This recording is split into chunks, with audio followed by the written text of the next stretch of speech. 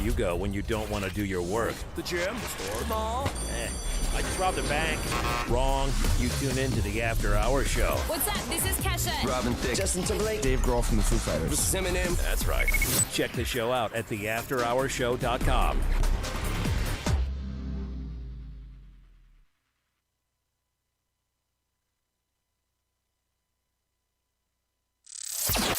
The After Hours Show is heard all around the world, whether they like it or not. Now you can be heard too. This is the story you've heard about. Advertise with the show for a low cost. Check out our site for more information. TheAfterHoursShow.com, your one stop for everything show related. The After Hours Show is an FM studio production and is intended for a mature audience. That being said, sit back and strap your asses in, because it is time for the After Hours Show. Oh, say, can you see by the dawn's early light what so proudly we hailed at the twilight's last gleaming, and I will always love you.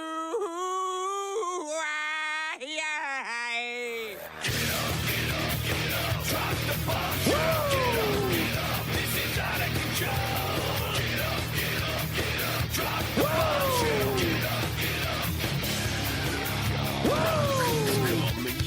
Phone lines will be open at 603-217-5737. Call in now.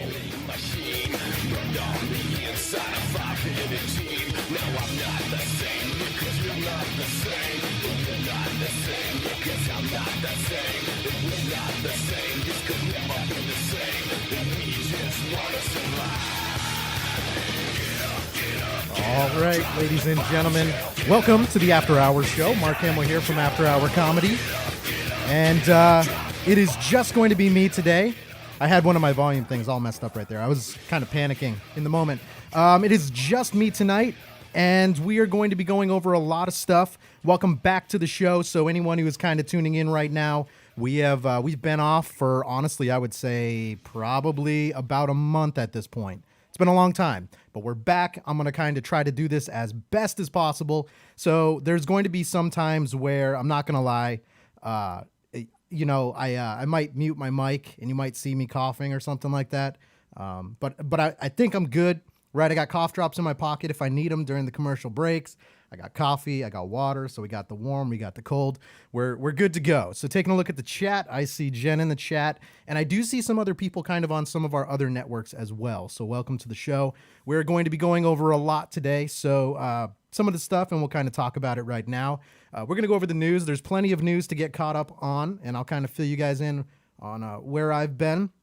And then we're also going to talk, and we're going to do a flashback of when we did gummy bear reviews. Now, this was, and this is also just so we can get kind of mundane on the show, and so you can still kind of, so he's still a relevant voice, things like that.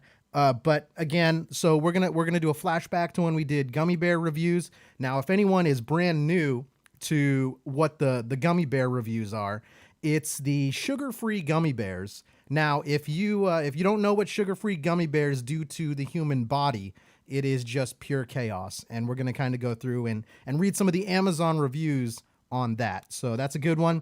And then something we really haven't done, I was going to bring back what do we call it? The infomercials, that kind of like late night TV where they try to sell you a bunch of stuff.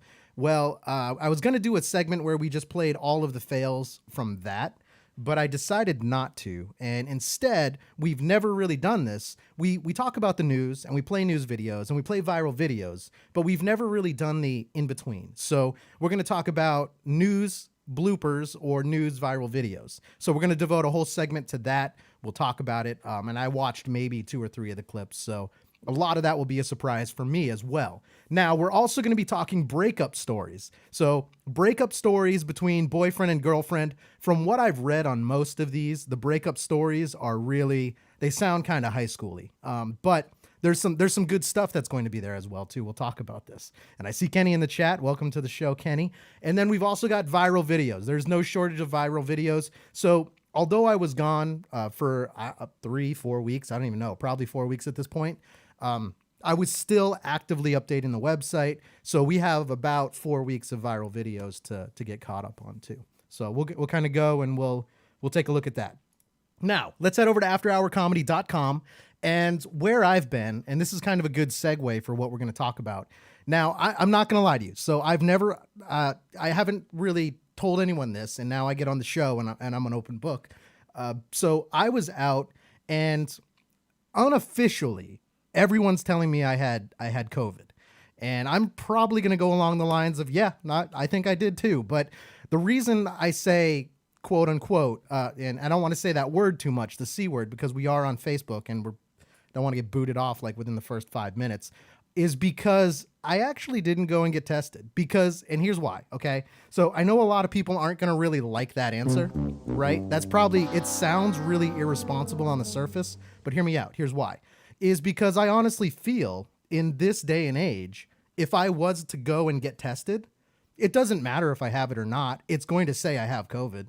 So at that point, I was like, look, and I felt like complete garbage, like out of breath. I was getting like chills. So I was actually, it was kind of nice actually, right? So my house, it was like 76 to 78 degrees, but I was like cold. Like I was under blankets and I actually had like goosebumps because I was getting chills. So I wasn't getting overheated. I was getting chills. My body was sore. I did lose smell and taste for a little bit. Like anything warm, like I couldn't eat anything warm. It just didn't taste good. So I actually, literally the little cans of oranges, they're probably not even like real oranges, but that's literally, I ate that to get my stomach to stop growling in the morning. Then I ate that at night to get my stomach to stop growling at night. And that's literally for 2 weeks what I ate and lived off of. So, all kinds of crazy stuff. I didn't have to go on oxygen. Well, I didn't have the chance because I didn't go and get looked at. But I did, for the 1 week, there was 1 week where it was really bad. And so kind of with all that, it's going to lead into one of the news videos that we're going to start off with. This is Joe Rogan. This is kind of like big news, or was last week, because Joe Rogan is very, very much like our show in the sense of the way we look at the world, the beliefs, things like that. And he got COVID. So here's the news video on that. Let's take a look at it. America's most popular podcaster, Joe Rogan, is taking heat today for how he's dealing with his COVID-19 diagnosis. Turns out I got COVID. The comedian and UFC commentator just revealed on Instagram that he caught COVID Sunday after a performance in hard-hit Florida. Yep, in Florida. So he was in Florida when he got COVID. Now, that does not surprise me, which also equally kind of freaks me out a little bit too, is because Florida just in general is a hot spot for like everything right now. Like I'm not even going to say just the C word. I'm going to say like just sickness in general. Like I think kind of where we stand on this show is COVID. I mean, I got to stop saying that word so much because I don't want to get booted off Facebook, but that the C word is out there, and it's not that it doesn't exist. I personally think that if you're just smart, and I did get stupid for a while, which is probably how I got it. But now I'm back to wearing a mask. I'm a firm believer, wash your hands, don't touch your face, and just be smart about it. And you're okay. I'm not saying it's not real. I'm just saying you respect it, but you don't have to jump to the extent that a lot of people are these days. So it doesn't surprise me that he got this in Florida. It continues.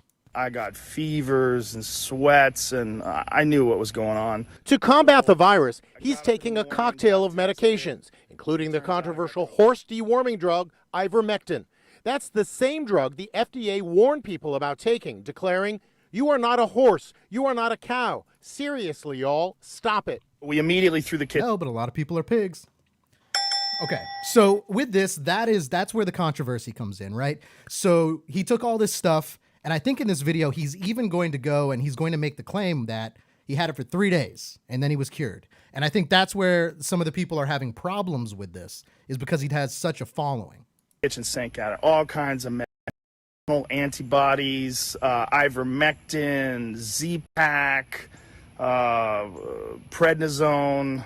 3 days later, he claims he's cured. And now medical experts fear Rogan's millions of fans will follow his lead. you could also die from overdoses of ivermectin. And I hope that people realize this and heed the advice of public health experts rather than Joe Rogan. Okay. So here's the thing. And again, I do like, and the other thing that freaks me out too, part of the reason I didn't go anywhere is because I didn't want to be forced to take anything. We've talked about it on the show before. I don't necessarily believe in medicine. So the other thing I was doing too is every day I was loading up on vitamin C, pretty much what would build my body up to fight any kind of illness is what I was shoving into my body. So a lot of like fruit, a lot of healthy stuff. If there were a medicine that would really help with COVID, every doctor around the world would be using it. Would they? Isn't the money in not curing, right? Isn't that what they always say? I don't know. But anyways, that was kind of where I wanted to start. Let everyone know where I've been. So I got sick unofficially. I don't know what I had, but everyone kind of thinks they know what I had, and I'd agree with them. But yeah, so we're back. We're making the best of it, and it does feel good to be up here and kind of talking to everyone. Apparently, you know, some minor mistakes I've already made so far as just background stuff, but I think it's going well. We're going good. Let's see. And I agree with Kenny. So I don't know if I could say it with a Southern accent, but Whitkey, or he meant to spell whiskey or something. But yeah, the Fireball. Some people do that. Fireball would work as well. Get some alcohol in you, sweat it out. It's good stuff. Cures everything. Kenny says in the chat. And Jen said, "F big." I don't get that one. I don't know. I'm sorry. We're gonna move on to the next news video. There's a couple news videos here I want to talk about. Now, this news video, we talked about this a couple weeks ago, which is why I put this back on the website, back on the show, is theme park rides. We talked, I think it might have even been the last show I did. I don't remember. We talked about the most dangerous theme park rides that you can go on. Well, just recently, like within the last couple days, there was a death at a theme park, okay? So I thought this tied in, but now we actually have some footage of it. This ride looks kind of cool. It's kind of a knockoff of like Tower of Terror, but it's also a very ghetto-fied ride. Check it out. Questions arise today about the safety of what's said to be one of the scariest rides in the USA, the Haunted Mine Drop Park Ride. It comes after the tragic death of a 6-year-old girl. Screams were captured on cell phone video moments after Sunday's horrific accident. We're with caverns for a party that fell out of the shaft ride. The party's at the bottom of the shaft now. The ride drops a staggering 110 feet underground in just 3 seconds into a pitch black mine shaft. See, right there, when you're looking at the feet, now radio listeners, what we're looking at is it's a ride. It's one of your typical rides where it goes up and then it just kind of drops, right? So that's not, I mean, that's pretty standard, pretty typical, but this is in a mine shaft, and I'm looking at how close their feet are to the wall. Like, realistically, I feel like any of those people could put their legs out and just completely get their legs snapped right off. Now, I might be wrong on that. Restraint system is just a seat belt and what we call a neural bar here. And regular car seat belt, this is our secondary safety feature on here. I think I saw the duct tape on the seat. They literally just duct taped the thing there. Now, radio listeners, they were explaining this. It literally looked like a car seat belt for the drop. Now we're going to get into some other people that have kind of posted reviews about this same ride. Taylor Bybee featured the attraction on his YouTube channel and spoke about experiencing the sudden drop without a shoulder harness. When you have an over-the-shoulder harness, you're going to get more airtime because you float up more. Because of the seatbelt, like, you feel so much more exposed. A woman who went on the ride earlier this summer posted this warning on Facebook. My safety belt wasn't tight and I felt like I was coming out of the ride. I tried to tell the ride operator, but they started the ride. I'm thankful I was able to hold myself in. Yeah, so, and I think I've shared this story before. I was on Mako at SeaWorld, and I really don't do roller coasters a whole lot, but I was on that ride, and there's like 3 humps that you go over, and they're like, that's like the high point of, literally the high point, but also like the best part of the roller coaster, supposedly. But as I was going over the humps, same kind of thing. I didn't feel like I was strapped in. I was coming off the seat, and I was literally hugging those bars as tight as I could as I was kind of going over every single hump. I genuinely, in that moment, thought I was going to die. Probably much like this woman. The accident took place at Glenwood Caverns Adventure Park in Colorado. When the ride debuted, the designer stated, "We don't put shoulder restraints on the side of your head, which makes it a little bit more scary, a little bit more exciting." Now, investigators are sure to be looking into whether the lack of the shoulder harness contributed in the young girl's death. An investigation into what happened is underway. In a statement, the amusement park owners said they were deeply saddened by what they call a tragic accident. There we go. All right, so theme park rides. Listeners, let me know. Radio listeners, go check that out on afterhourcomedy.com. Let me know if you guys would ride that ride. I personally am not riding that. I don't know. I'm not riding that. One, I wouldn't ride it if it didn't go underground, but the fact that it goes underground, it looks like they literally carved that out with a shovel themselves. Not really, I'm not on board with that. So we'll move to the next. The next one, oh, that's why, let's see. This next one is kind of, it's a crazy one. It's not as crazy as what we just watched. It's a carjacking, like Grand Theft Auto kind of thing, not video game, like actual Grand Theft Auto. But the person who is trying to steal a car from another person stole the wrong car, in the sense of the person they were trying to steal it from was a UFC fighter. To the story, a would-be car thief gets a bold lesson in pain when he tries to steal a professional fighter's car. He learned one UFC fighter can throw hands inside and, more importantly, outside of the octagon. Jordan Williams shared this wild surveillance video on his Instagram page that shows him stopping a guy from taking his car from a Denver gas station. Williams ran out, yanked the guy out of his car, and then threw a few good punches, for good measure. Now, I got a question, though, right? I've always been under the impression, and I might be wrong on this, but I've always been on, yeah, and I agree with Jen in the chat. She goes, that's karma. And it is, but I've always been under the impression, and I've always thought about this too, like, it's kind of, I guess it's a pet peeve at this point, but when people pull up to like the front of a store or a gas station and they leave their car running, it bothers me. Like, realistically, in the grand scheme of things, I really shouldn't care at all whatsoever, but it bothers me. And I was always under the impression that, and like I said, could be completely wrong, that if someone stole your car, kind of like we just watched in that video. Now, radio listeners, the guy literally ran up, looked like he opened the door, got in and started to drive away. Then the fighter ran out of the store, kind of pulled him out, and then it kind of goes down from there. But in that scenario, like if you leave your car running, I always thought that when it came down to it, it would be your fault. Kind of like negligence, right?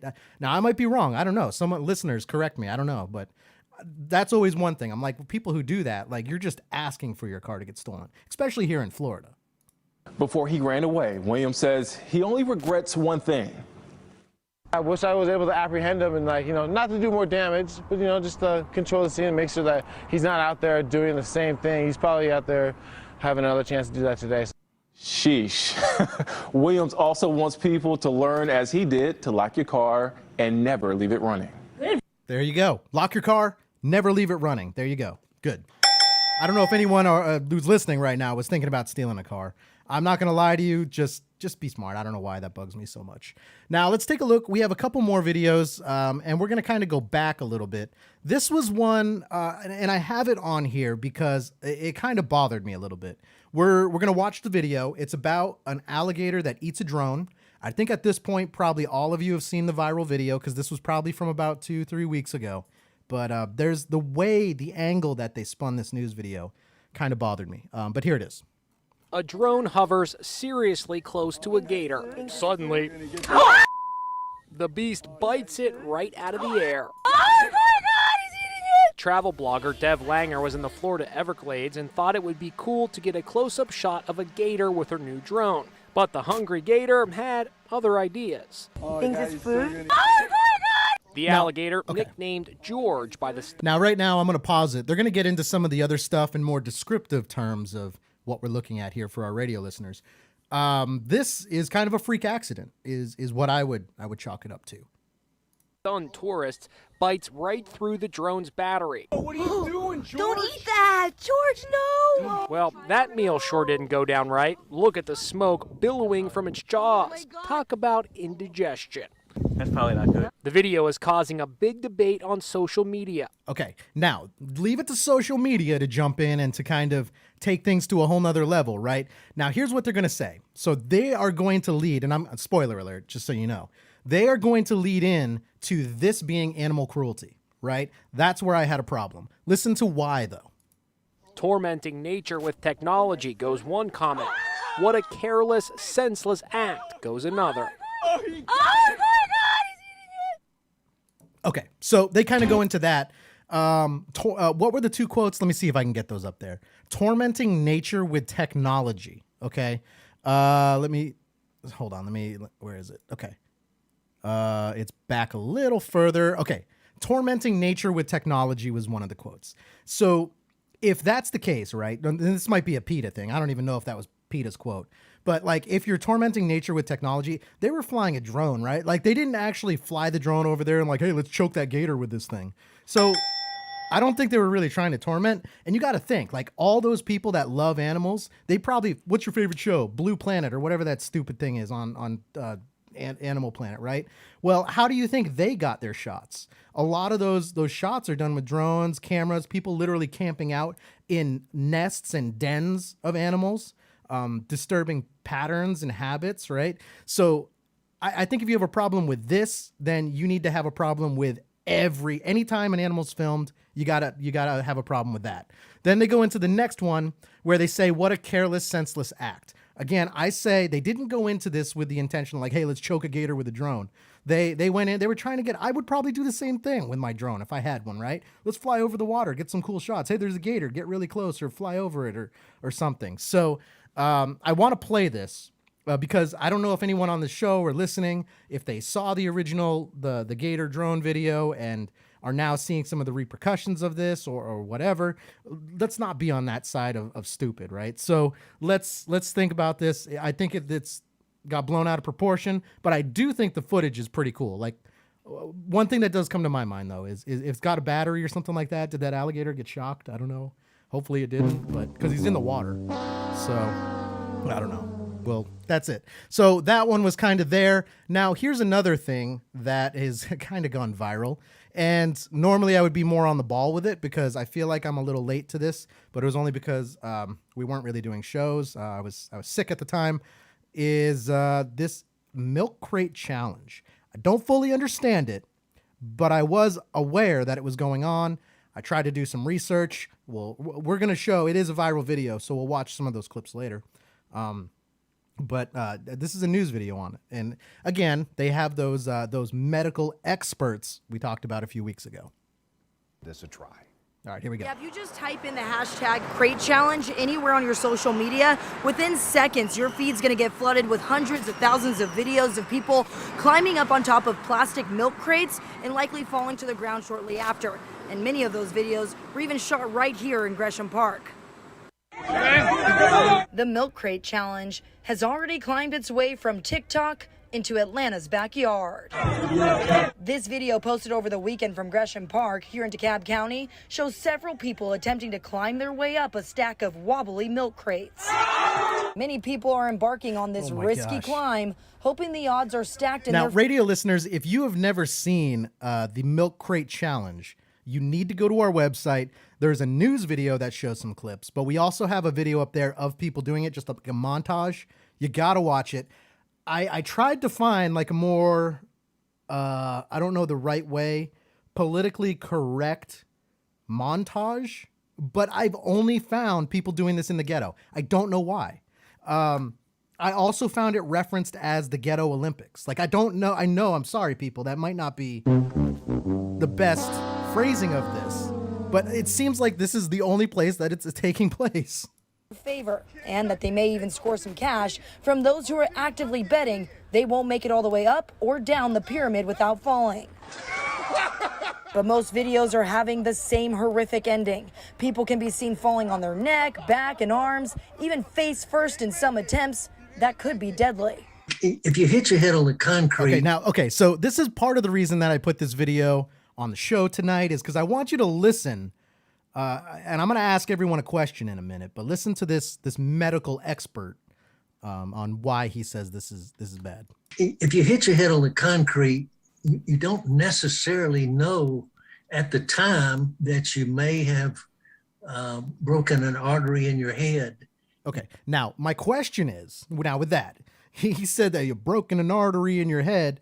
Is that accurate? Like, do we have anyone who knows anything about anything medically listening to the show right now? Because I'm not entirely sure that's how you say that. Broken an artery in your head, wouldn't it be ruptured? I might be wrong, right? I might be wrong. I'm not a doctor, right? I just do this show, but something about that sounded wrong to me. It ain't correct. And you can get a subdural hematoma, which will show up later.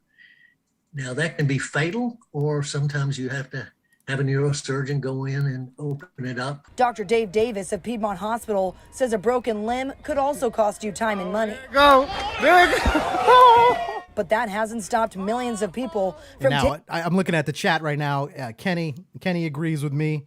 And then he goes, ruptured or bursts. I see Jaslyn in there. She goes, no, it's called a brain aneurysm. That's a good point, too. It could lead to that, too. Nice.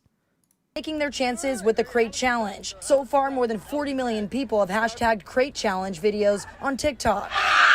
Other attempts have been more dangerous than this. Another recent video appears to show a local man from Atlanta attempting to make the climb this weekend. But before he could reach the top, bullets are heard blasting in the background. It's unclear whether or not he was shot. Hold on. Okay, so I'm really sorry, listeners, for that loud boom. We're watching a news video on the Milk Crate Challenge. And literally, that's what I'm saying. I didn't even watch this far of the video, but there's gunshots. They're like, well, it was a Milk Crate Challenge, but all of a sudden there was gunshots in the ghetto. Nice.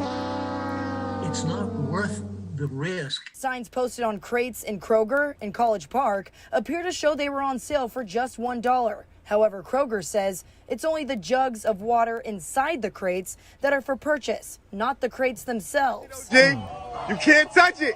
But somehow, crates are still stacking up everywhere for the Milk Crate Challenge. It's maybe fun to now. I'm not going to lie to you. Actually, this was kind of okay. So this is part of the reason that I wanted to put this on the show. Was I was going through Walmart today, and I was going through Walmart. I was actually looking for kind of like a joke, like kind of like how I got the flamingo. I was looking for a joke, and in the middle of the aisles, they're selling these crates.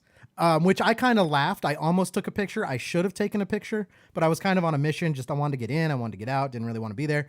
But Walmart is capitalizing on this too, people. So like they were selling them for like $2.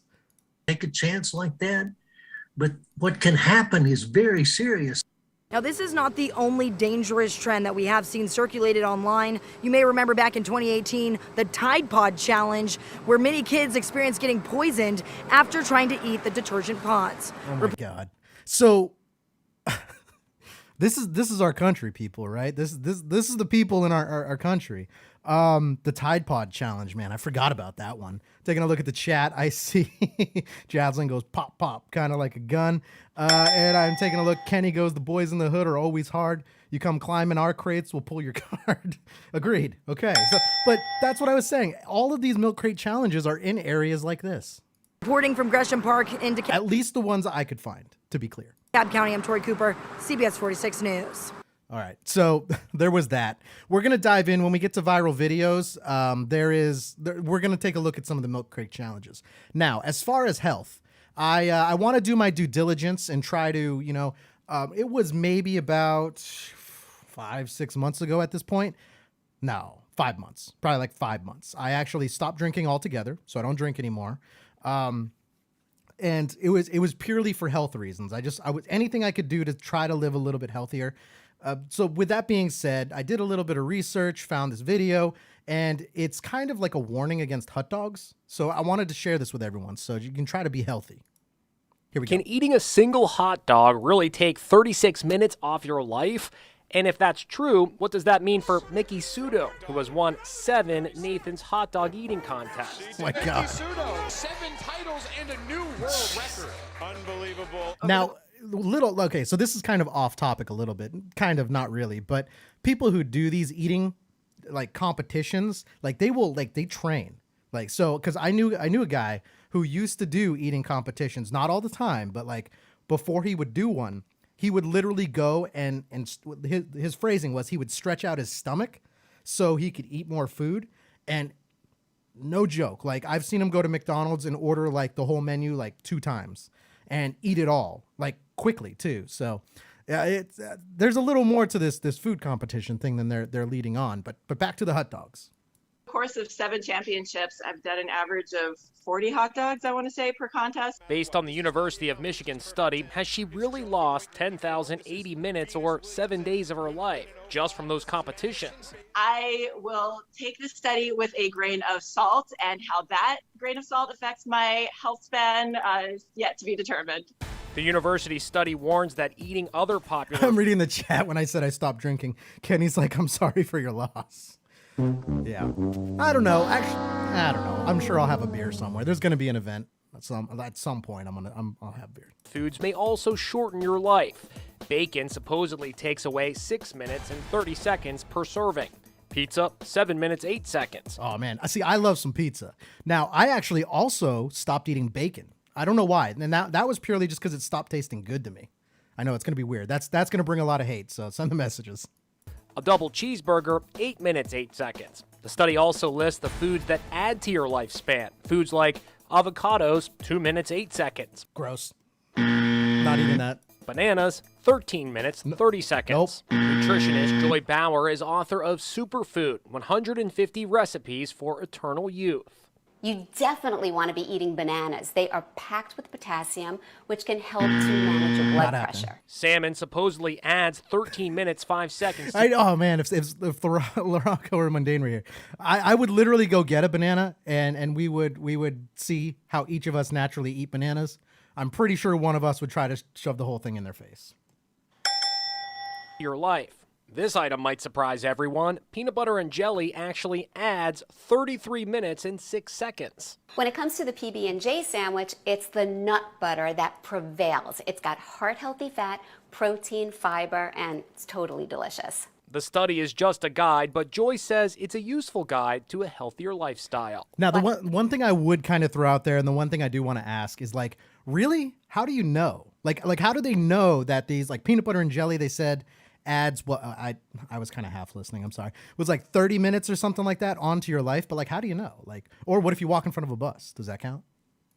By making smart food choices, you can actually live longer and stronger. And that looking at the comments, Kenny goes nut butter. Woo! I love Kev. Is a powerful message. Oh man. All right. So we kind of had that news video just going into some food. It was one thing that came up, and I really wanted to kind of throw it out there and just try to help everyone out here. Now let's take a look at the next news video. Like I said, we've got a lot of videos that we're kind of getting through because I've been out for a couple weeks and I've kind of backlogged these. I think this is a news video.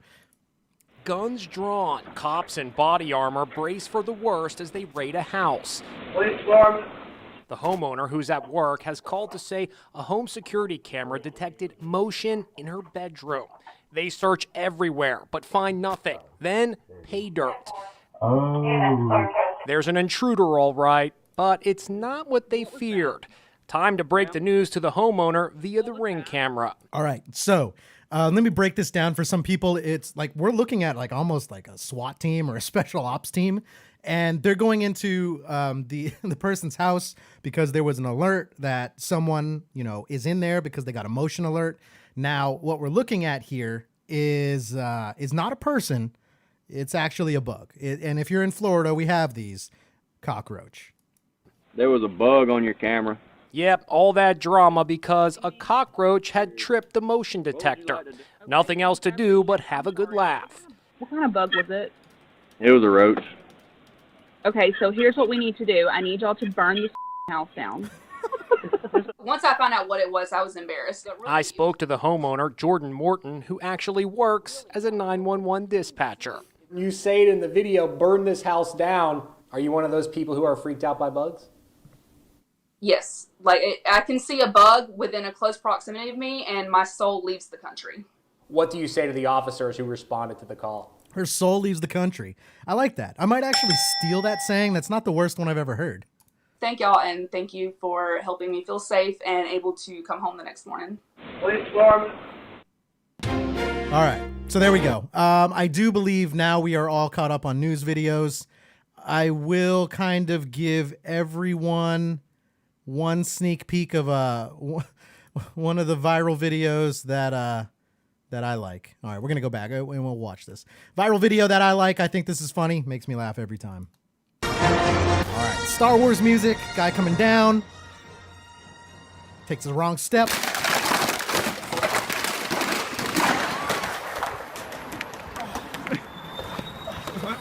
By the way, we've already established last time we played this for the first time.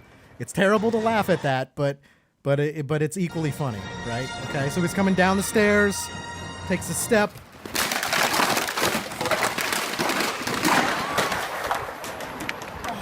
And I think what gets me here, right, is kind of like, so once he hits the ground, he doesn't just hit the ground, but he slides.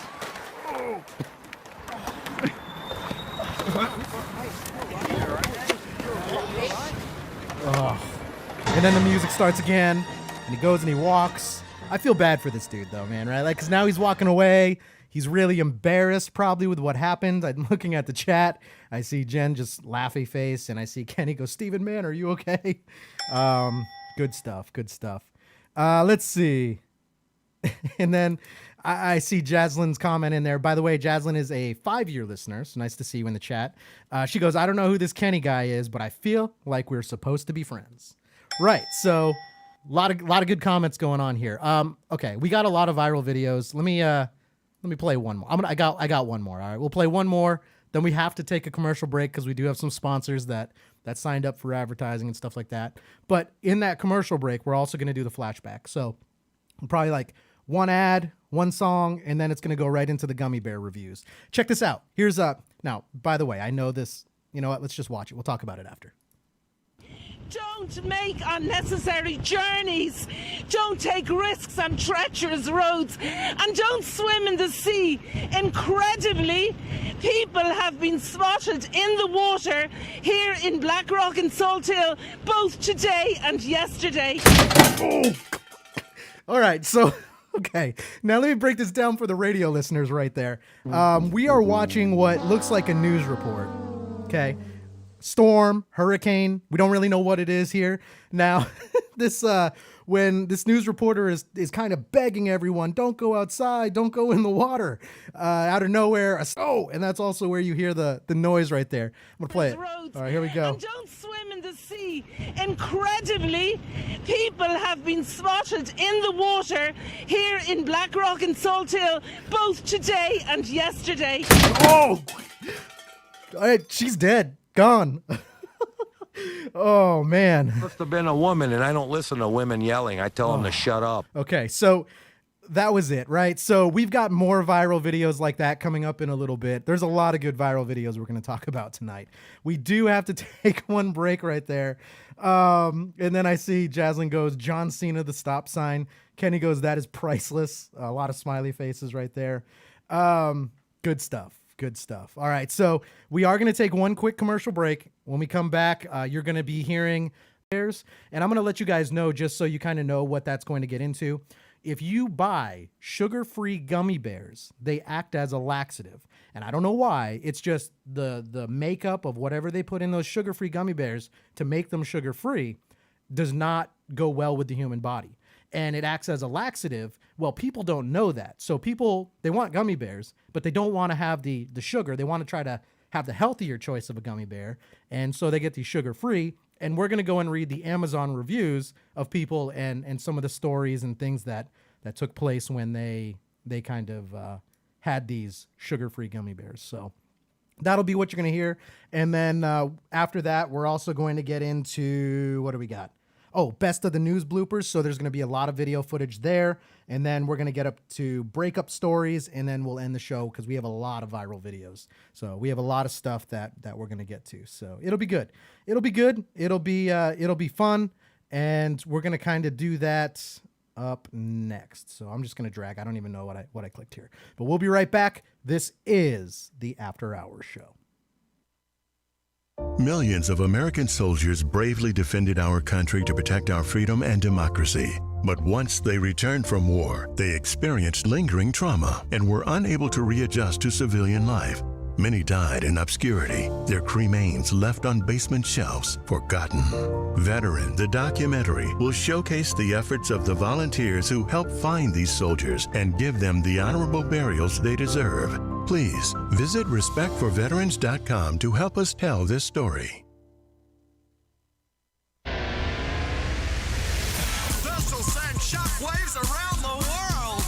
You're listening to the After Hours Show. Okay, alrighty, let's play some tunes.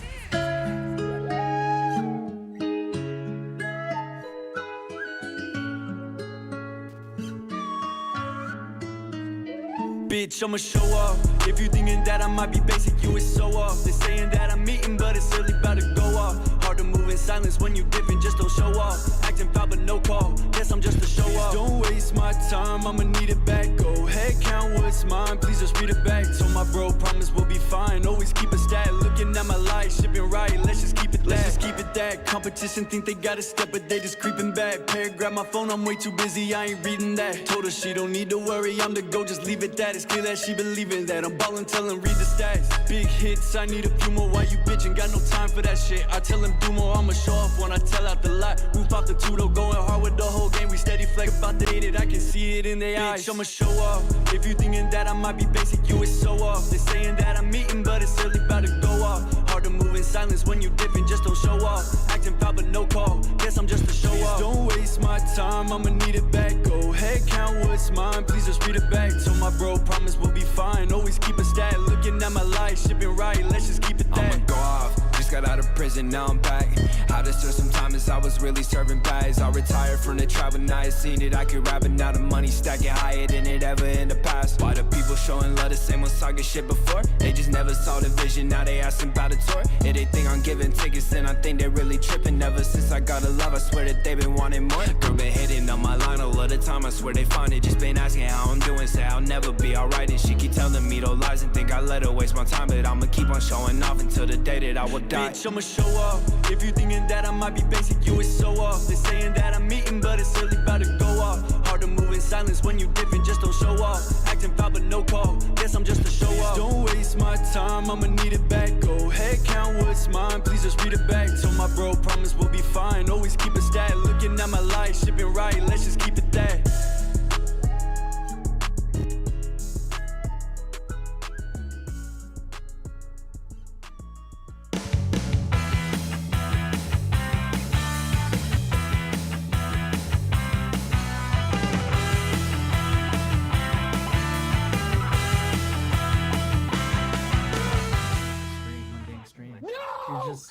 Imagine if I just chilling at my desk, just streaming, and it's on like RedTube. Every hour, the camera just dips a little bit lower, just a little bit lower. Every time someone follows, the camera goes down a little bit. My pussy is like my chin. Well, didn't mean to click that. Okay, so what we're gonna talk about is right now we're gonna get into some Amazon reviews. Mundane, how many reviews did you read of the Haribo? I only read the one really big one about the sugar-free. This is fun. Amazon of the Haribo gummy bears. We're gonna get into it.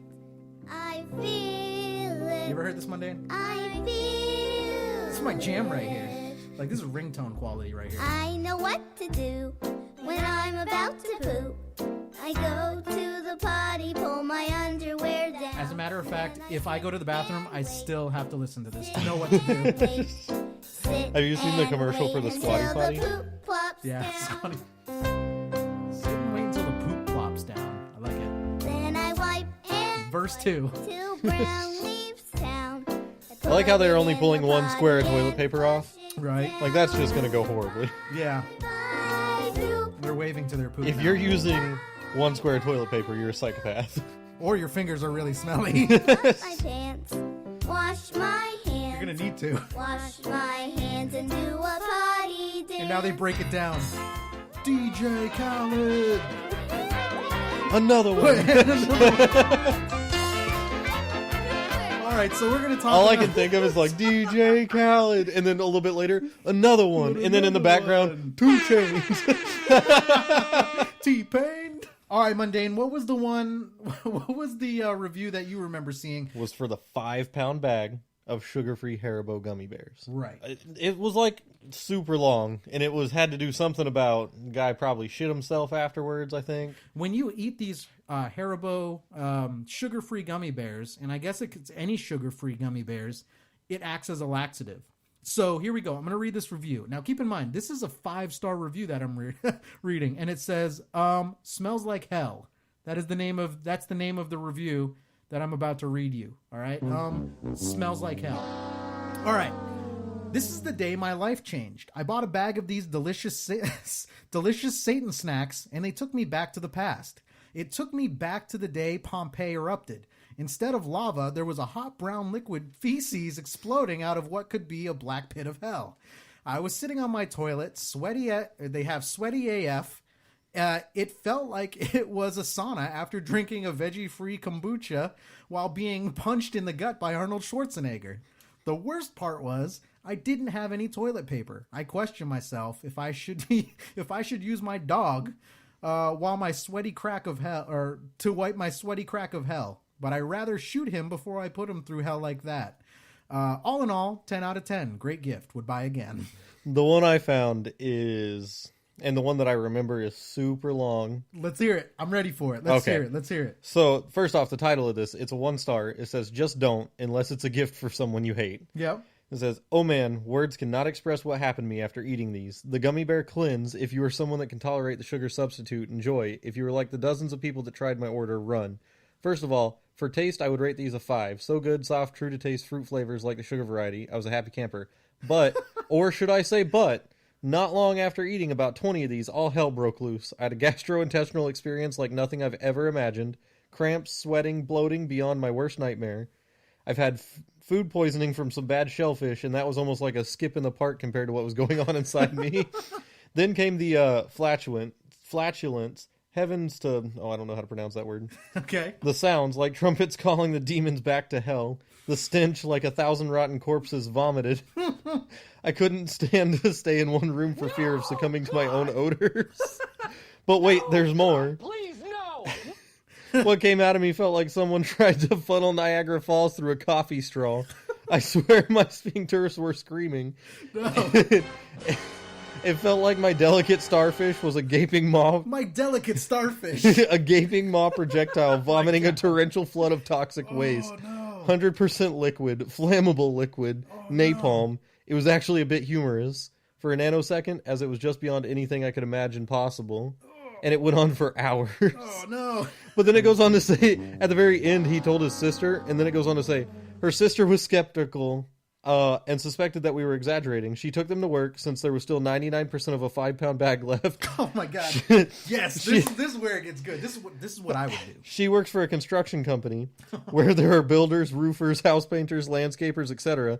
Lots of people who generally have limited access to toilets on a given day. Perfect. I can't imagine where all those poor men and women pooped that day. I keep envisioning men on roofs, crossing their legs and trying to decide if they can make it down the ladder or if they should just jump. If you order these, best of luck to you, and please don't post a video review during the aftershocks. Yes, because you can upload pictures, right? Amazon will ask you for pictures of the product. I love it. So, while you were doing that, I found another one. Now, again, for all of our listeners just tuning in, if you want to check out what we're checking out, we're reading the reviews for sugar-free gummy bears. If you are thinking, so already right now I'm thinking prank. Like, I'm thinking you got to put these in a bowl, you got to put them in your office. So, and you got to have... Do they look different? Like, how... No, I feel like somebody could probably tell the difference on them. No, they look the same. And from what I'm reading, sketchy. That's super sketchy.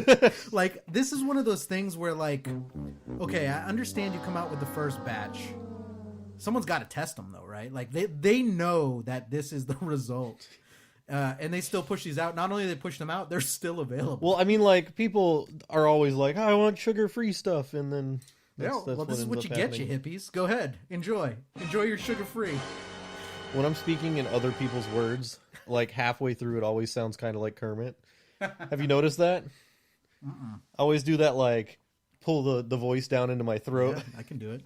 Don't tempt me. Okay. So, for any of our listeners right now, if you do want to actually go and purchase these sugar-free gummy bears, now, from what I understand... Please don't. Please do. And then send us... Well, don't send us pictures. Send us a video, but type us an email or something. Yeah, send an email, a text, like no pictures. But I have the step-by-step guide to get you through your weekend. You want to hear this, Mundane? Cancel all your plans? Yes. So basically it says, again, so this is a 5-star review. And the title of the review says, a delicious treat that should be enjoyed only after the following preparations have been made. Make sure it's Friday and cancel all weekend plans. For good measure, go ahead and call in for Monday too. I guess it's going to be that bad. Number 2, call the city and make sure your water bill is paid in full. Apparently you're going to be flushing that toilet. You're going to be flushing that toilet a lot. Number 3, visit your local hardware store and purchase a sink attachment for your garden hose, as toilet paper will quickly become too painful to bear. That both quickly too painful to bear. Kind of like if you blow your nose too much, right? Okay, I guess that's what they're saying. You rub your, what'd they say, your delicate starfish? You rub your delicate starfish. Let's not ever say that again. Let's just keep that out of there. Delicate starfish. And then number 4, so give advance notice to family members, roommates, and neighbors unless you're keen on trying to give birth to a crushed watermelon while convincing your local SWAT team that both the screaming and demonic noises are from you, and your dynamic entry would only bring about more needless suffering. So basically, you don't want them kicking in the door on you. Okay. Oh man. Number 5, redo your restroom in motivational pictures, ones with slogans like "Courage is fear," hanging on 1 minute longer. The only easy day was yesterday. I also advise posting up the suicide prevention hotline number, or having a dedicated friend or other support group to walk you through the low times.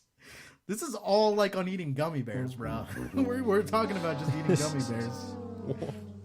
Oh man, had the suicide hotline ready. That escalated quickly. It did. Lastly, I must strongly urge you to consider why you are thinking of buying this product. Is it a sense of deep self-loathing, a reckless sense of adventure, or are you seeking dysentery? Perhaps you are the drill sergeant of some extreme commando unit seeking to break down the enemy's will to fight by airdropping these into their midst. If you are just curious, then let me say, oh fellow human, beware, for this life is dangerous enough. Next time I want a thrill, I'll skydive without a parachute. That way, at least I have a chance. Dropping them on your enemies, wouldn't that be chemical warfare? At least I have a chance. I like it. So, a day that will live in infamy. This review, it says, okay, a day that will live in infamy. I was suddenly and deliberately attacked by these evil gummy bears. It all started the day prior when my sugar tooth persuaded me to eat 2 handfuls of these sugar-free delights. Now, we talked about this for about 30, 45 minutes. Earlier at the beginning of the show, Mundane, what did we decide? Was it 4 gummy bears would be your downfall? Yeah, I think it said 4. 4 would be the end of it. Okay, 4 gummy bears is your downfall. This person, they said they ate 2 handfuls. Now, I'm looking at my hand. I can literally grab half a bag in a handful. Yeah, I was about to say, I could eat the whole bag in 2 handfuls. Right. So this person's screwed, is what I'm reading. So now they say fast forward 15 hours and 23 minutes and 44 seconds. The world shook. All hell broke loose inside me. A sudden headache, my skin began to perspire, and something tore around in my abdomen with force enough to make me latch onto my couch with both hands and let out a sheer cry that sent my dog retreating into the bedroom. She probably knew the battle was already lost. I tried to make it for the bathroom, but the pressure was so intense I had to wait it out on the couch until a lapse in the gut busting occurred, and I regained control of my muscles. It took only moments before the volcano of Mount Anus had blown its top. The air quickly turned poisonous from the methane and sulfuric fumes that spewed forth. Violence and terror are understatements of what happened for the next 45 minutes. I sustained third-degree burns from my contact with the lava that flowed abruptly from my bowels. My blood pressure was at record levels, and my body mass was reduced to 4 pounds. Oh no. By the way, this review is artistic.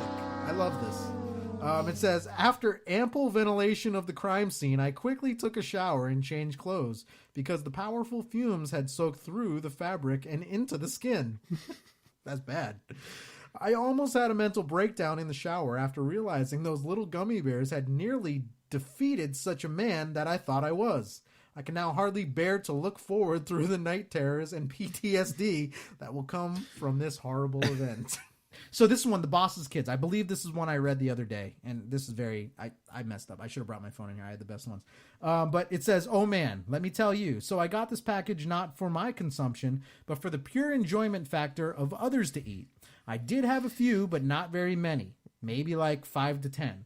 I handed them out at work, and one of my coworkers, oh no! And one of my coworkers had more than most, about 25% of the bag. The next morning, when she came in, she had the look of pure exhaustion and violation on her face. Like, that is a description. Like, that's how you catch the one person in the office that always takes too much of like the community objects. Yeah, that's exactly it. Or like you put something in the fridge and set it up because you know people take it. Yeah. But that's a description, man. She came in and she had the look of pure exhaustion and violation on her face. That's man. Somebody had already told her the gummies were what caused it before I had come in that morning. She gave me the look. You know, the look. If you have or are in an adult workplace, or sorry, in a relationship, you know what that means. Needless to say, I denied it like herpes. Later that day, she told me that while she was eating the gummies, the boss's kids who were at the workplace wanted to join her in this deliciousness of gummy eating.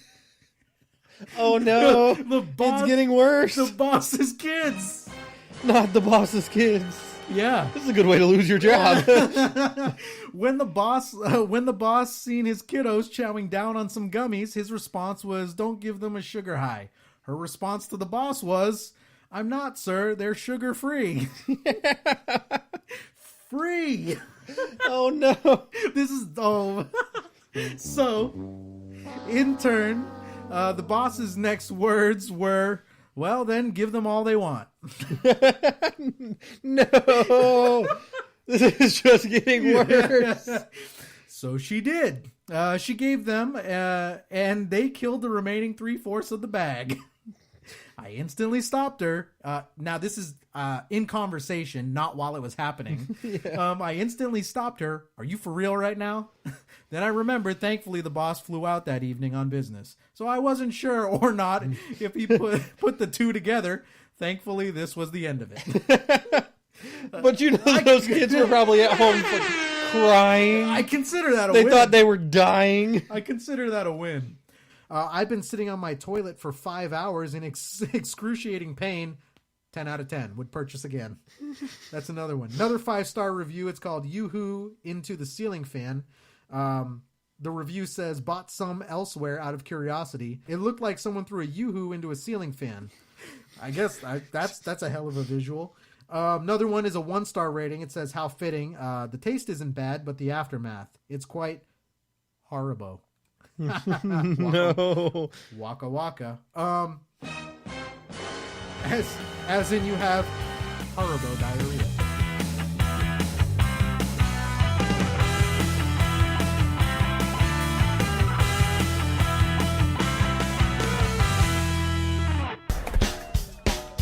Ladies and gentlemen, welcome back to the After Hours Show. And without further ado, to welcome you in is Mundane on the trombone. Can we do? I think that's a good one.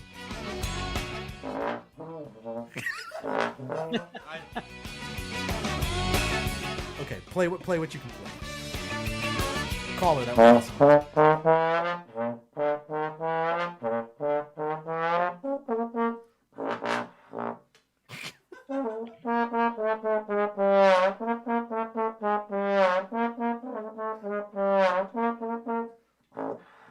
Look at that.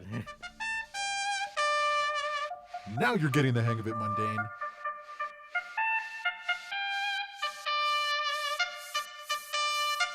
Take it away.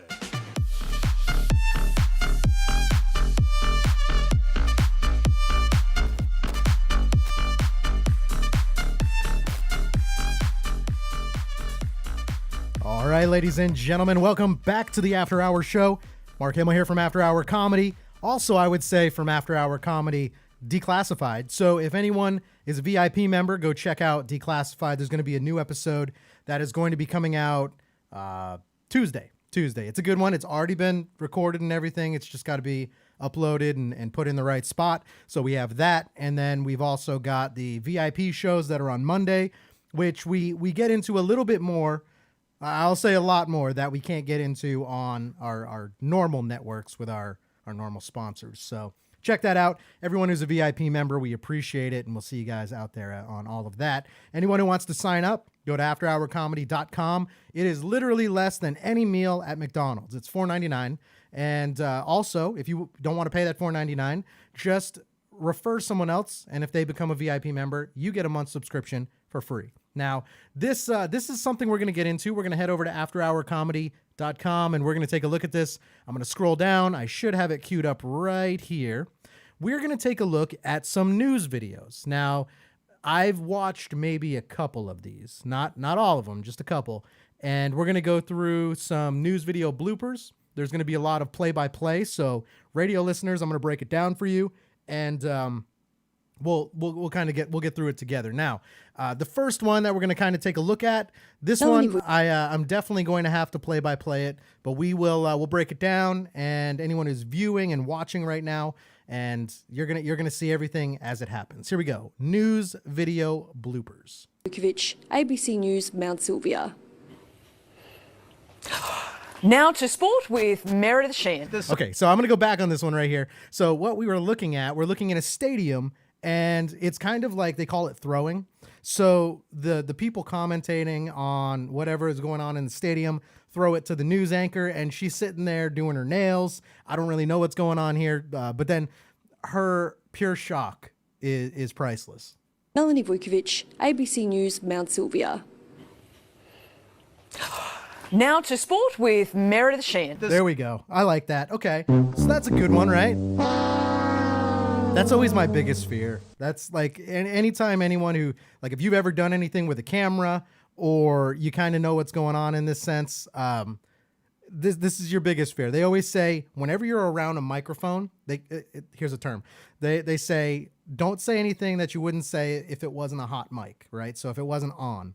So same kind of thing here. That's my biggest fear is like I forget to turn off my camera and I do something stupid. So here's another one. Now, I am going to have to play-by-play this one for the radio listeners. Some uncertainty about what he was saying on benefits. Yes, Jeremy Corbyn, when he was asked, just give us 1 sec, please. Jeremy Corbyn was asked whether he would end the freeze. Now, it's not about the talking in this one. I'm going to go back a little bit.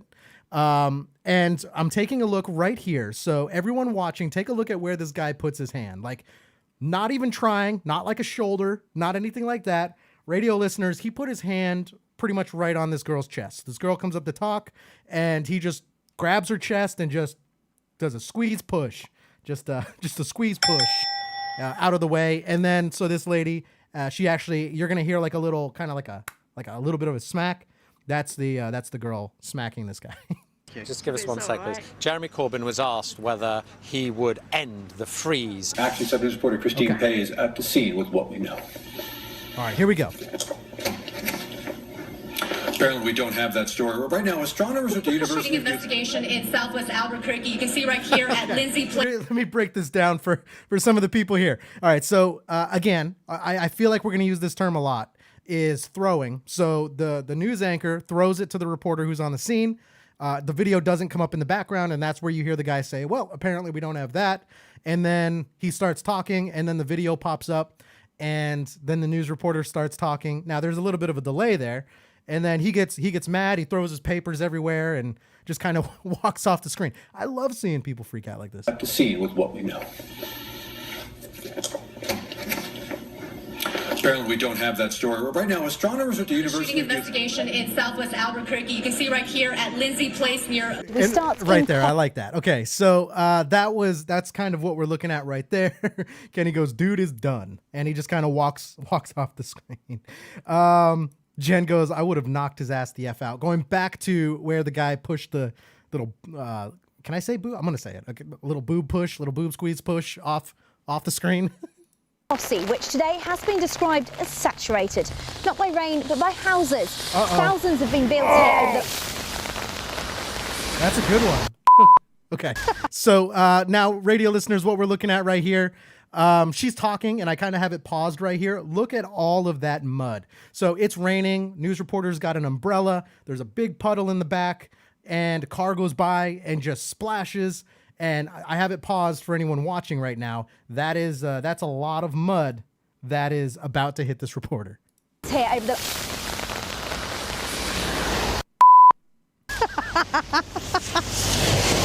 I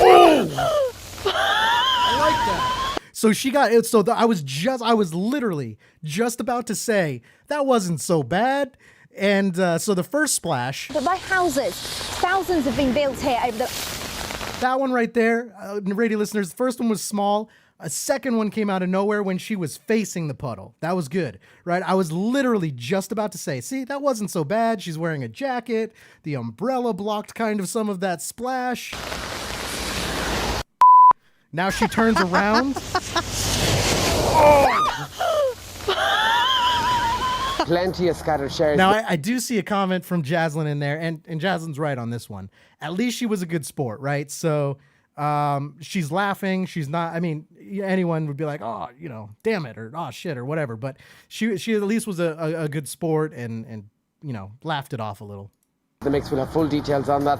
All the latest traffic to help you avoid those hotspots this Friday morning, plus lots of your photos. Put a bit of smoke. Okay. Let me break that down for you. We're to the point where I haven't really watched these or seen these clips yet.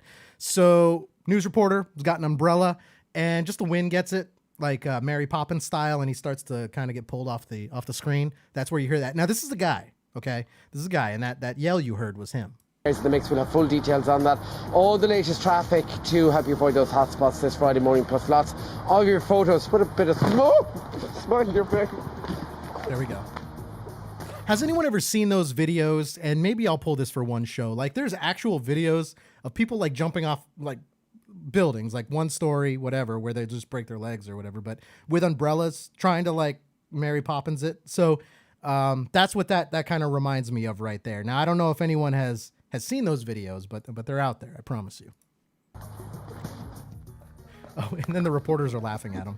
And since the snow started this morning at about 6:15 to 6:30, it has not let up at all. It is coming down pretty steadily here in Springfield. You can see that the visibility has been... Now, radio listeners, this one is definitely not about the talking, all right? We're looking at a news reporter in a snowstorm. Obviously, she's trying to report on the snow, just like all states and areas do. We're looking at the background, and in the background, there is a guy. It looks like a swamp monster. It is the best comparison I can see. It looks like a swamp monster, and he just starts walking into the background, and she's doing a report. I don't know if she's going to reference him, but this dude's just in the middle of a snowstorm, just swamp monstering it up. Has not let up at all. It is coming down pretty steadily here in Springfield. You can see that the visibility has been reduced. I've seen countless spin outs and okay, she just saw him. Now, what is that? Like, so, okay, I guess here's the question. As like a news station, in right? Springfield, you can see. Why would you cut away from that? This is entertaining. This is going to get you those ratings, right? Swamp monster in a snowstorm. But it's also funny. I like watching some of this stuff too. Kenny goes, that is spectacular. And then Jen goes, is that Godzilla? It looks like Godzilla. I have it paused right now, and we're trying to look at this. Radio listeners, if I could describe this, it looks kind of like a ghillie suit, but the head is, I don't know. It's just weird. You guys got to go check this video out. It's on our website. That the visibility has been reduced. I've seen countless spin outs, and now she sees him. And then they cut away. So, all right, here's another one. Oh, all right. Okay, I talked over it. I'm sorry. This was a good one too. All right. So right here, I'm gonna turn up the audio. So hopefully it doesn't change really quickly. This is a guy, news anchor, sitting at his news anchor desk, and Just listen is what I will tell you.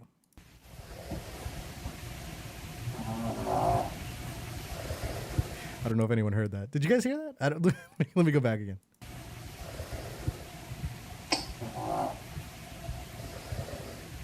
Okay, so he basically just ripped ass right there in a news anchor room. Now, crazy thing. Someone sent me this. Someone, one of our podcasting friends, sent me a clip, and I should have saved it, but it was they were doing an interview with a guest, and the guest farted live during the interview, and it was not like a quiet, like it was louder than the dude's actual talking. And it was magnificent. It was the funniest thing I've ever heard. I wish I would have saved that clip, but yeah, if I can figure out what show that's on, I'll link it somewhere.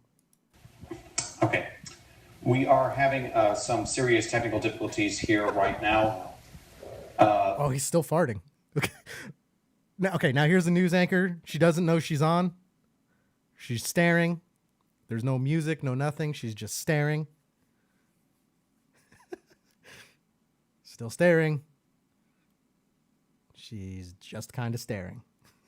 Thomas with the Good Morning Britain headlines in London. Right now, 3 helicopters are attacking. Okay, so here we go. That one was just kind of staring. Radio listeners, you really didn't miss a whole lot. This is one, and I think we can all kind of see where this is going. So there is a helicopter in the background, and there is a news reporter. At least she's wearing some kind of like raincoat, it kind of looks like. And she's standing there. She's trying to talk. I have a feeling, now I haven't seen this yet, but I have a feeling that helicopter is going to fly overhead and it's going to blow water everywhere. She's going to potentially get knocked over. That's my guess. Let's take a look. Fire. And as you can see behind me, this is Thompson River. They're filling up their buckets right here.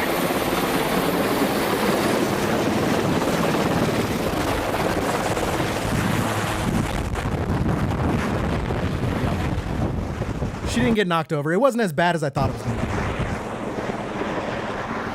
be. And on that news reporter farting, Kenny goes, he ate the gummies, which, yeah, man, those someday, that's the perfect thing to do on the show. We'll start the show, we'll eat sugar-free gummy bears, and then we'll just do the show and see what happens. But yeah. I'll grab your hat for you. Проголосовать за снос включенного в программу реновации. So that's Russian. I don't know what that means. Дома. Oh, I guess there's a dog in the studio. Ага. Можно будет через интернет или в районном отделении МФС. Артем Васнев расскажет подробнее. Что у меня делает собака в студии? I have no idea what she's saying, but clearly she's not a dog person. And radio listeners, there's just a dog, and it's like a fat black lab that just jumped up and kind of looking on the desk. Nothing really scary. It's not a very intimidating dog. Ребят, я вообще кошатница. I don't speak Russian, but I think she said you can just shoot it. I might be wrong. I don't know. That's like my high school Russian. Я кошатница, я люблю кошек. Question is, how do democracies respond to those scandals? Okay. Let me break this down. This one actually went viral a while ago. Okay. So a guy is... Oops. All right. Went back a little too far. So a guy is pretty much just, he's on a conference call or whatever, and a kid walks in the back door. Like, so think about like when everything was shut down, you know, we had to, a lot of people when they were working had to do Zoom meetings or do whatever from their house. This is that kind of scenario. So he's in his office at his house. Then a kid kind of walks in, opens the back door. Little kid, looks like, I'm terrible with kids' ages, but 2, 3, whatever. And it's going to unfold from there. This did go viral a little while ago. How do democracies respond to those scandals? So the kid walks in. What will it mean for the wider region? I think one of your children has just walked in. I mean, shifting sands in the region. Do you think relations with the North may change? So the kid walks in, and then now he's starting to kind of push the kid away. I don't know if he meant to hit the kid in the face, not like punch the kid in the face, but you know. So trying to push the kid away. Now someone else is going to come into the picture, and they're going to try to help get the kid out of the room. I would be surprised if they do. Hold on, I got to go back a little bit because now another kid comes into the room. All right, check this out. I think one of your children has just walked in. I mean, shifting sands in the region. Do you think relations with the North may change? There we go. Here's another kid. I would be surprised. Okay. Now, radio listeners, we're looking at the video, and another kid who can't walk on their own in one of those little kind of high chairs with wheels on it walks into the back room, kind of pushes the door open. Now there's two kids in the room, and now I think is where someone else comes in to try to get them out of the room. They do. Pardon me. Pardon me. My apologies. There we go. There we go. What's this going to mean for the region? My apologies. Radio listeners, basically, now this might be really bad. I'm going to say the nanny just kind of burst through the door and tried to get them all out of the room. Like, she didn't just walk in the room; she full on like dove into the room to try to get the kids out of there. Sorry. South Korea's policy choices on North Korea have been severely limited in the last 6 months to a year. Now, what I'm gonna throw out there as far as that. Now, at the end of the video, she was on her hands and knees. She reached into the room, closed the door. Like, if you're on a business call, right, and that happens to someone, unless you're a complete dick, I don't think that you would really ever I mean, people have kids, right? And that wasn't like a kid coming in, with a sword, hitting anyone on the head, being annoying. It was just kids being kids, right? That was funny. It's so weird how I don't like saying cute, but that's kind of the word I would have used. So, but yeah. Here's another one. Now we're looking at a weatherman. Welcome news for some areas because this is a part of the state. Dee Dee looks a little tired out there, doesn't she? Well, the rain continues to overspread the area. We'll be pointing to the map, and then they switch to the news reporter who just yawns, and she's big screen. So if you guys don't know how they do all that weather, that's just a green screen. So whatever they put in the back, and they put on the screen. So it was just, they put the news reporter on there. checking with Dee Dee here in just a second. Right now, dew points in the 20s and near 30 degrees across central Mississippi. Well, hey there. I don't know what's going on, but Zane doesn't know. Okay. Are you sure? Okay, so I have no idea. This is just a kid running on. This looks kind of like a setup. Okay, I think genuine news bloopers are funny, but I think when they try to be funny like this, it's not funny. So I wouldn't count this as a real blooper. Are you crazy? Sure. Well, we've got a little bit of interesting things going on right now. Take a look at what's going on right now. You want to point out the weather right now? Yeah, there were farts everywhere and toots. I hate this kid. I'm just gonna throw that out there. Like I don't know. I don't like this kid. Kind of. Look, it's crazy. The deals are. Yeah. What the hell? Okay, so I got to go back here. Okay, so that was real quick. Now we're going to a different clip. This is a news reporter. She's reporting on apparently some deals that are going on at this outlet mall, and her hair blows into her face, and she kind of gags on it real quick. Like it was a very odd exchange that just kind of happened right there. I'm gonna go back a second. All right, so there's that annoying kid. The deal. All right, so right here, she's talking, and she kind of gags on her hair. Are. Yeah. That was a weird one. Worth going back and checking out for anyone who go to our website, watch that one. Well, that Jen in the comments goes, I've done that before. It sucks. Having the hair blow into your mouth and you just gag on it. was tasty. Former British serviceman Leslie Binns turned around to save a woman who'd collapsed while she was on her trek. But he's now attempting to scale the world's highest mountain again. He's going back and joins us now in the studio ahead of his next mission. Good morning. I think you have the wrong guest, sir.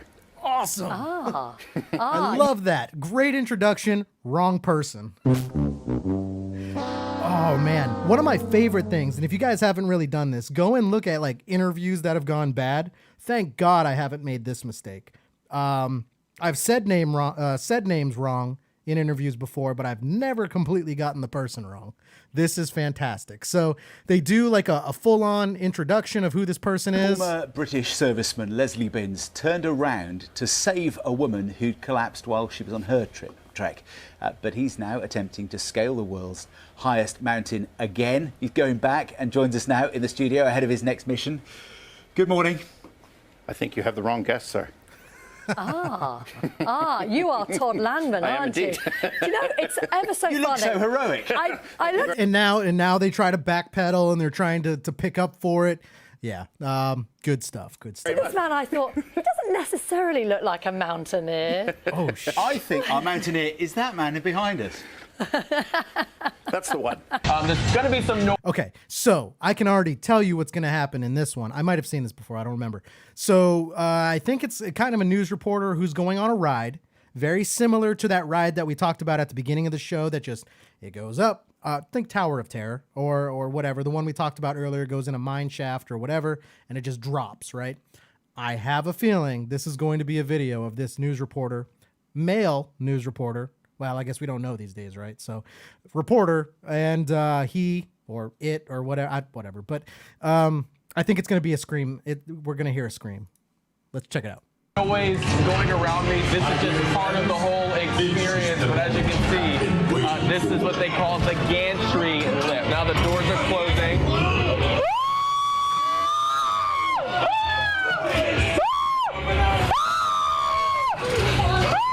I knew it. I knew it was going to be a scream, but that was better than I expected.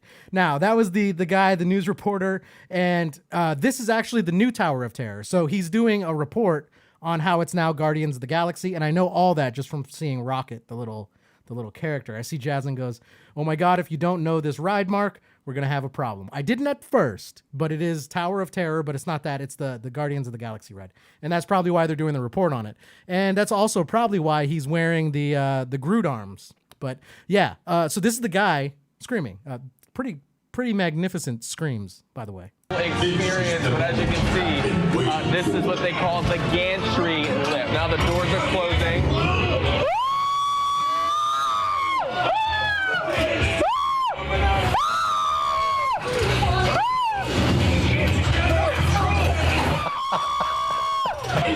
Oh wow, you can look out! This is so cool! It's like he was screaming like it was the end of the world. They get up to the top, the doors open. He's like, "Oh, look, you can see." And then he's going to go back to screaming probably. Oh, he passed out. I don't know if anyone saw that at the end there, though. He passed out.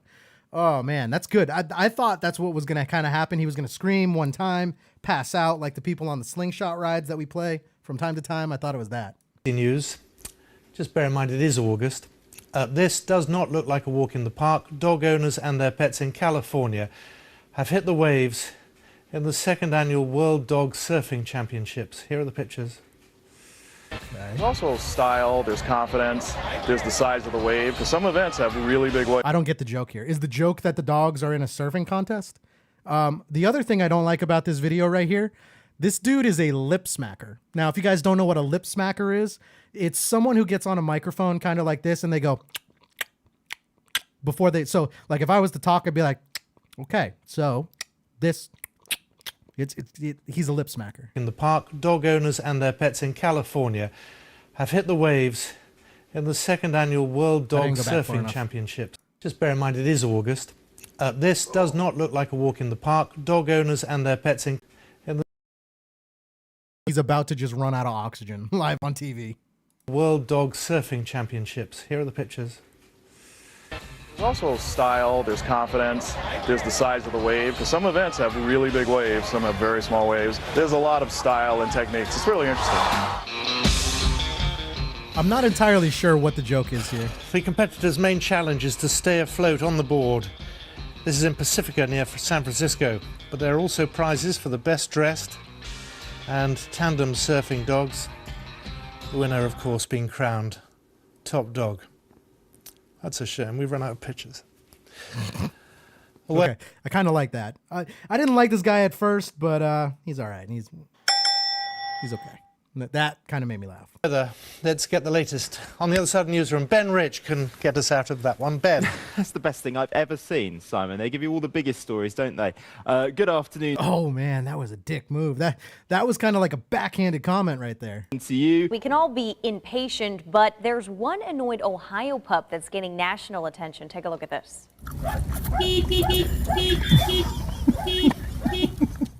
That is Diamond.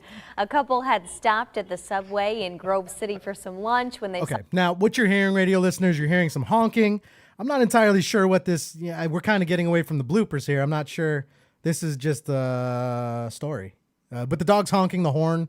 In the front seat, it's just up there, just slamming on the horn. That's what you're hearing. Saw this little dog barking and honking at its owner to hurry up. By the way, Diamond's owner was only inside for just a few minutes. The video was posted on Facebook. Turns out this is not the first time Diamond has caused a ruckus. The pup has been seen around town doing this. That is hilarious. Todd's about to lose it. But seriously, what a sassy dog. Look, the boss. Okay, I get where the joke is now. They're laughing about this. Also, for whatever reason, my Facebook thing stopped showing me comments. But so I see Taryn in the chat. Nice to see you. And then also Jen goes, I love that dog. That is cute. Like a dog honking a horn. That is cute for like a minute.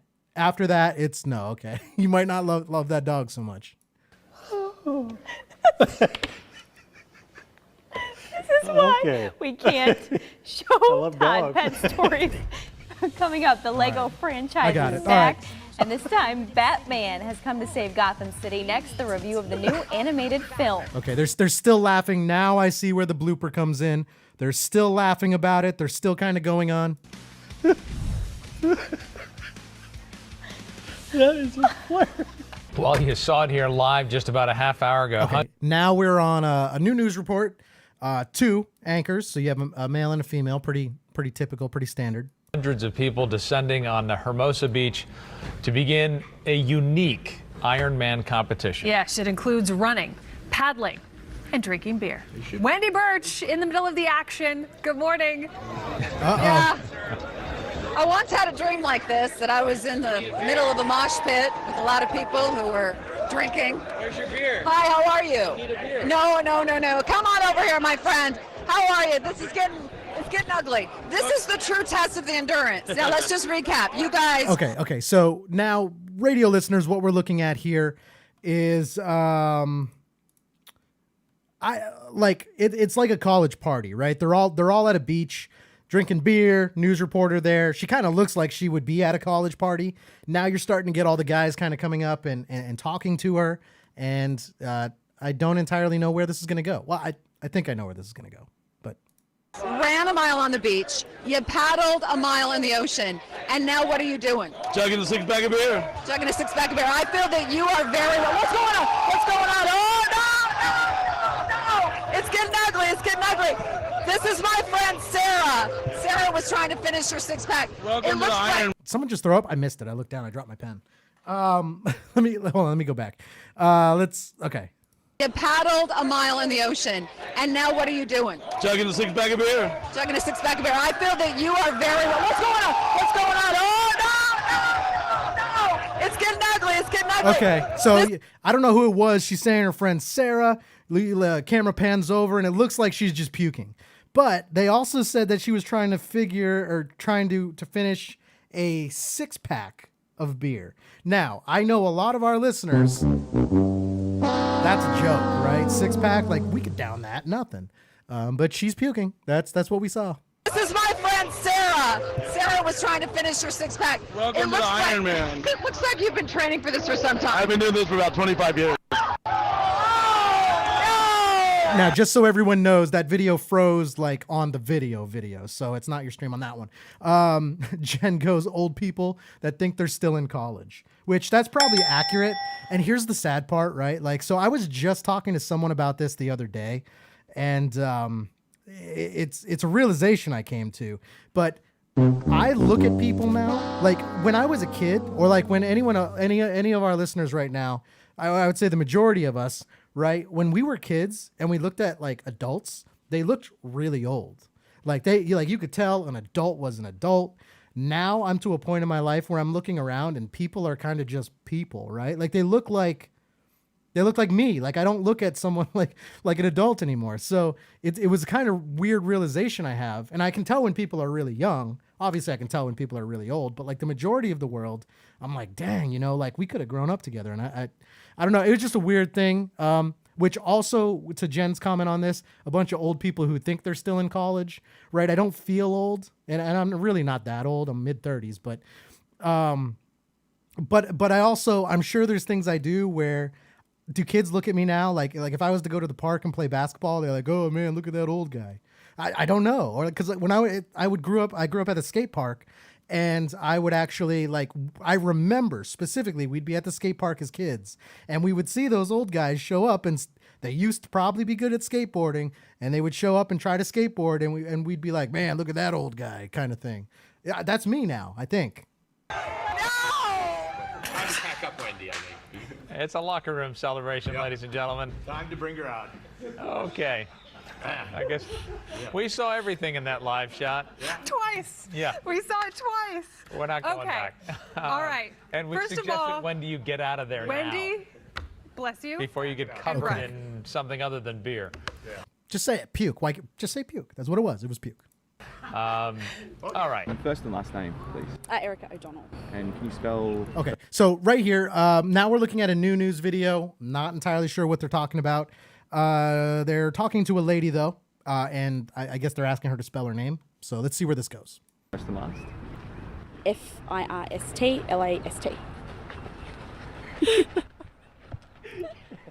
I meant your first and last name.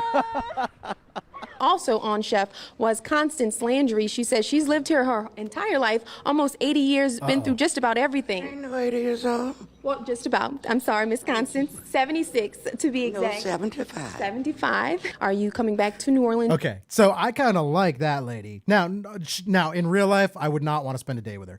But on this, I kind of like her. She's correcting this news reporter. And New Orleans East. Is the elephant heavy? I'm coming back, baby. How are you feeling? Okay, so there we go. Radio listeners, there was nothing to see. You heard all the audio on that one. Elderly lady. Don't say that she's 80. She's not 80. She's almost 80. Okay. Now we're looking at another one, and I'm reading the microphone. I don't know what's going to happen here, but it says the World Pool Masters. So I think pool, like shooting pool, like a pool table, is what we're looking at. Excuse me? Can I speak English? You? Me? No English. No program. Every time happy. I have a pen. I have a oi. Hey, apple bear. Oh my God. Thank you. Go. Oh, you mean anal? I don't like this guy.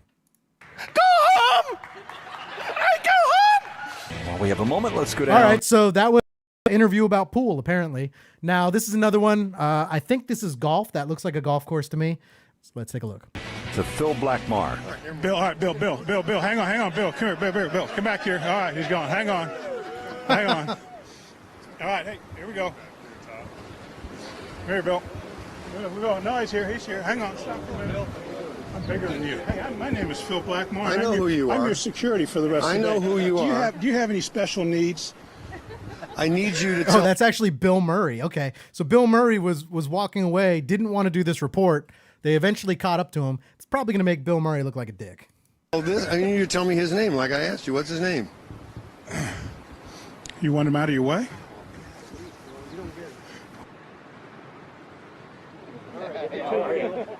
All right, we'll catch you next All right, here, no, come here. Will Baker. He's just chasing Bill Murray.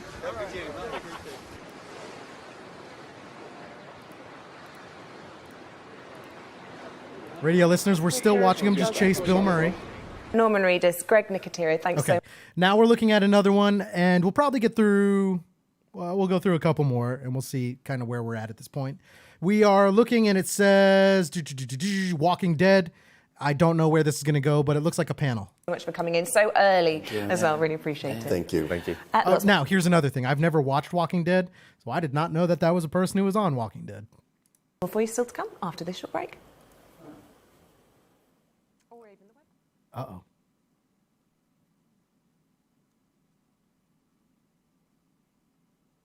Okay. So I don't really know what happened there. So they went to break, and then some producer came in and wheeled the two people that I guess are on Walking Dead out of the shot. Radio listeners, you didn't miss a whole ton on that one. We'll go through a couple more, and we'll take a look. All right, so we're looking at a montage, and let me break this down as best as possible. A montage, kind of, they're trying to make dramatic shots. This is BBC News. I don't know really what the tragic event is, but it's a montage, cinematic.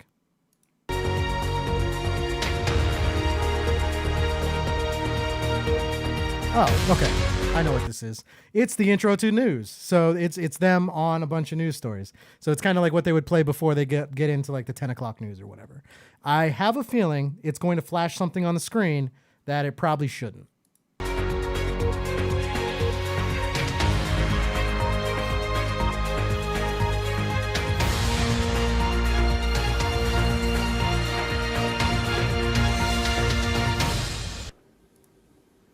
Okay, and so what happened is now it's completely silent. Not the best blooper we've really ever seen right there. This next one is kind of, there's not a lot of audio here, but this is a classic. This is a guy who,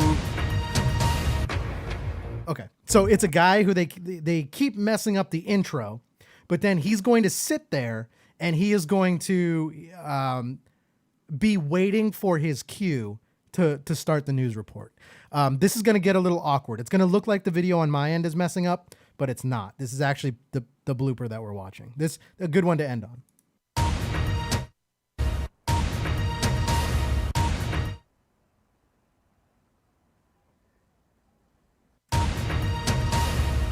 Again, this is actually what happened on the news. Now this guy is still waiting for his cue.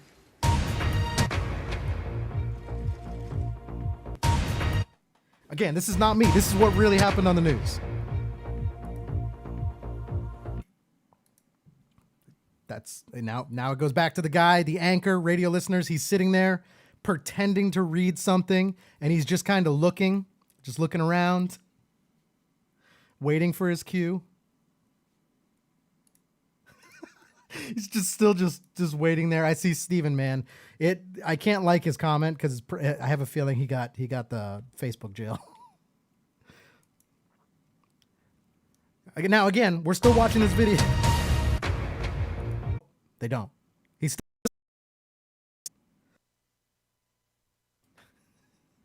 Taryn goes, I'm getting Anchorman vibes. Yes, this is very Anchorman-esque. Still watching the same thing.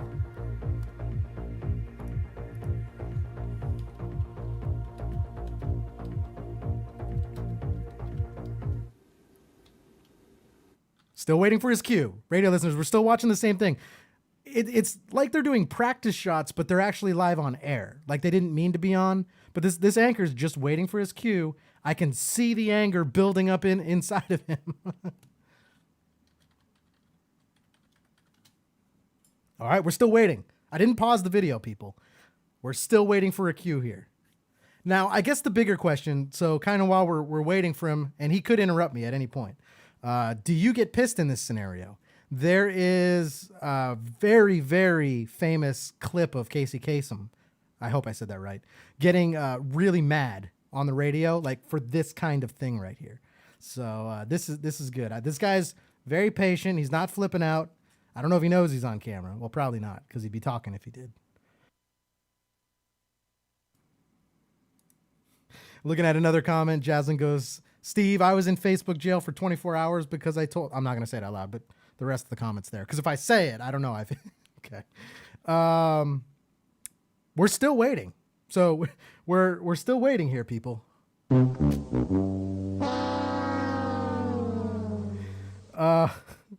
And then, Taryn just dropped a good one that I forgot about. Why don't you go back to your home on Whore Island? Okay.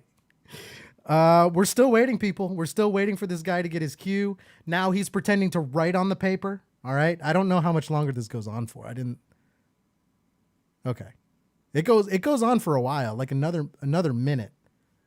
But he's still sitting there pretending to write on stuff. Now he's looking around. This guy's doing a good job of just kind of waiting it out. Let me see if I can skip forward. All right, I did skip forward a little bit.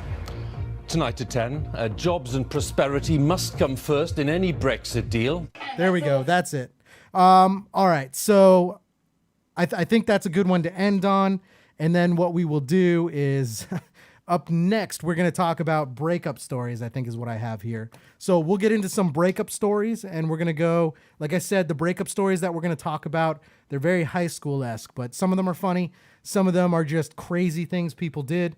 We're going to talk about that. So that will be directly next. And then after that, we'll close the show out with viral videos.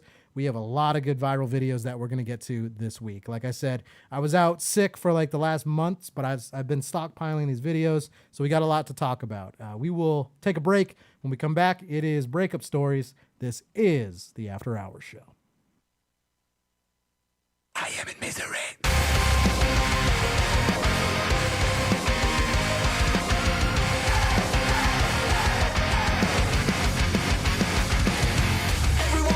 Watching me when I'm coming around.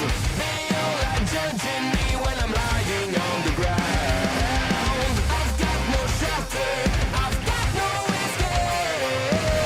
My life is a prison and I can't run away. I feel it in my bones, I'm losing it all. Stuck in my head, I am in misery. Deep inside myself,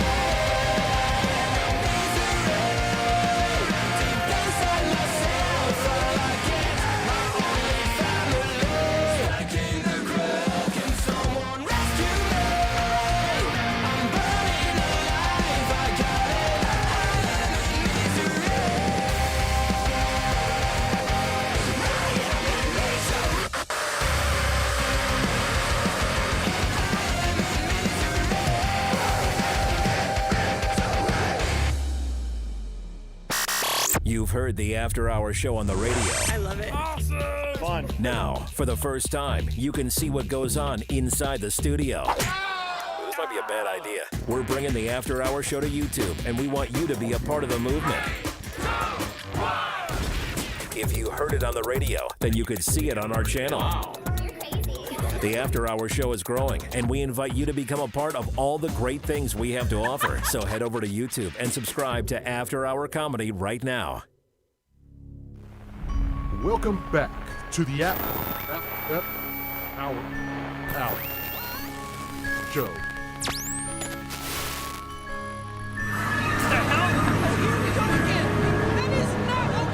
Shut up, Morty. Oh, jeez, I knew I shouldn't have used Rick's portal gun. Oh, where'd this stupid thing take me anyways? I guess since I'm here, I'll just look around. Oh, jeez, who the fuck is that now? Who the fuck is that? I'm the professor, and I am the greatest scientist in the universe.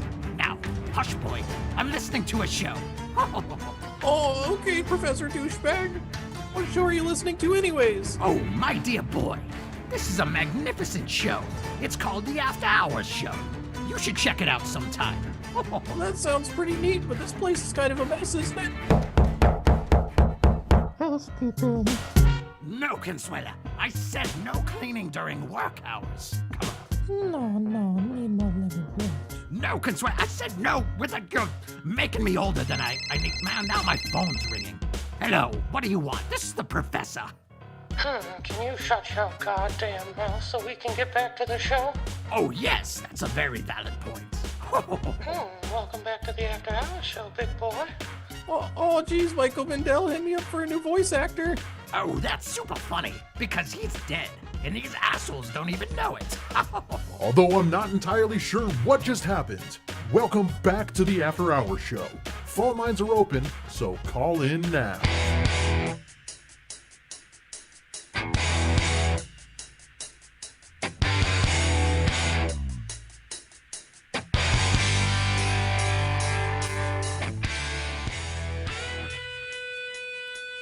All right, ladies and gentlemen, welcome back to the After Hours show.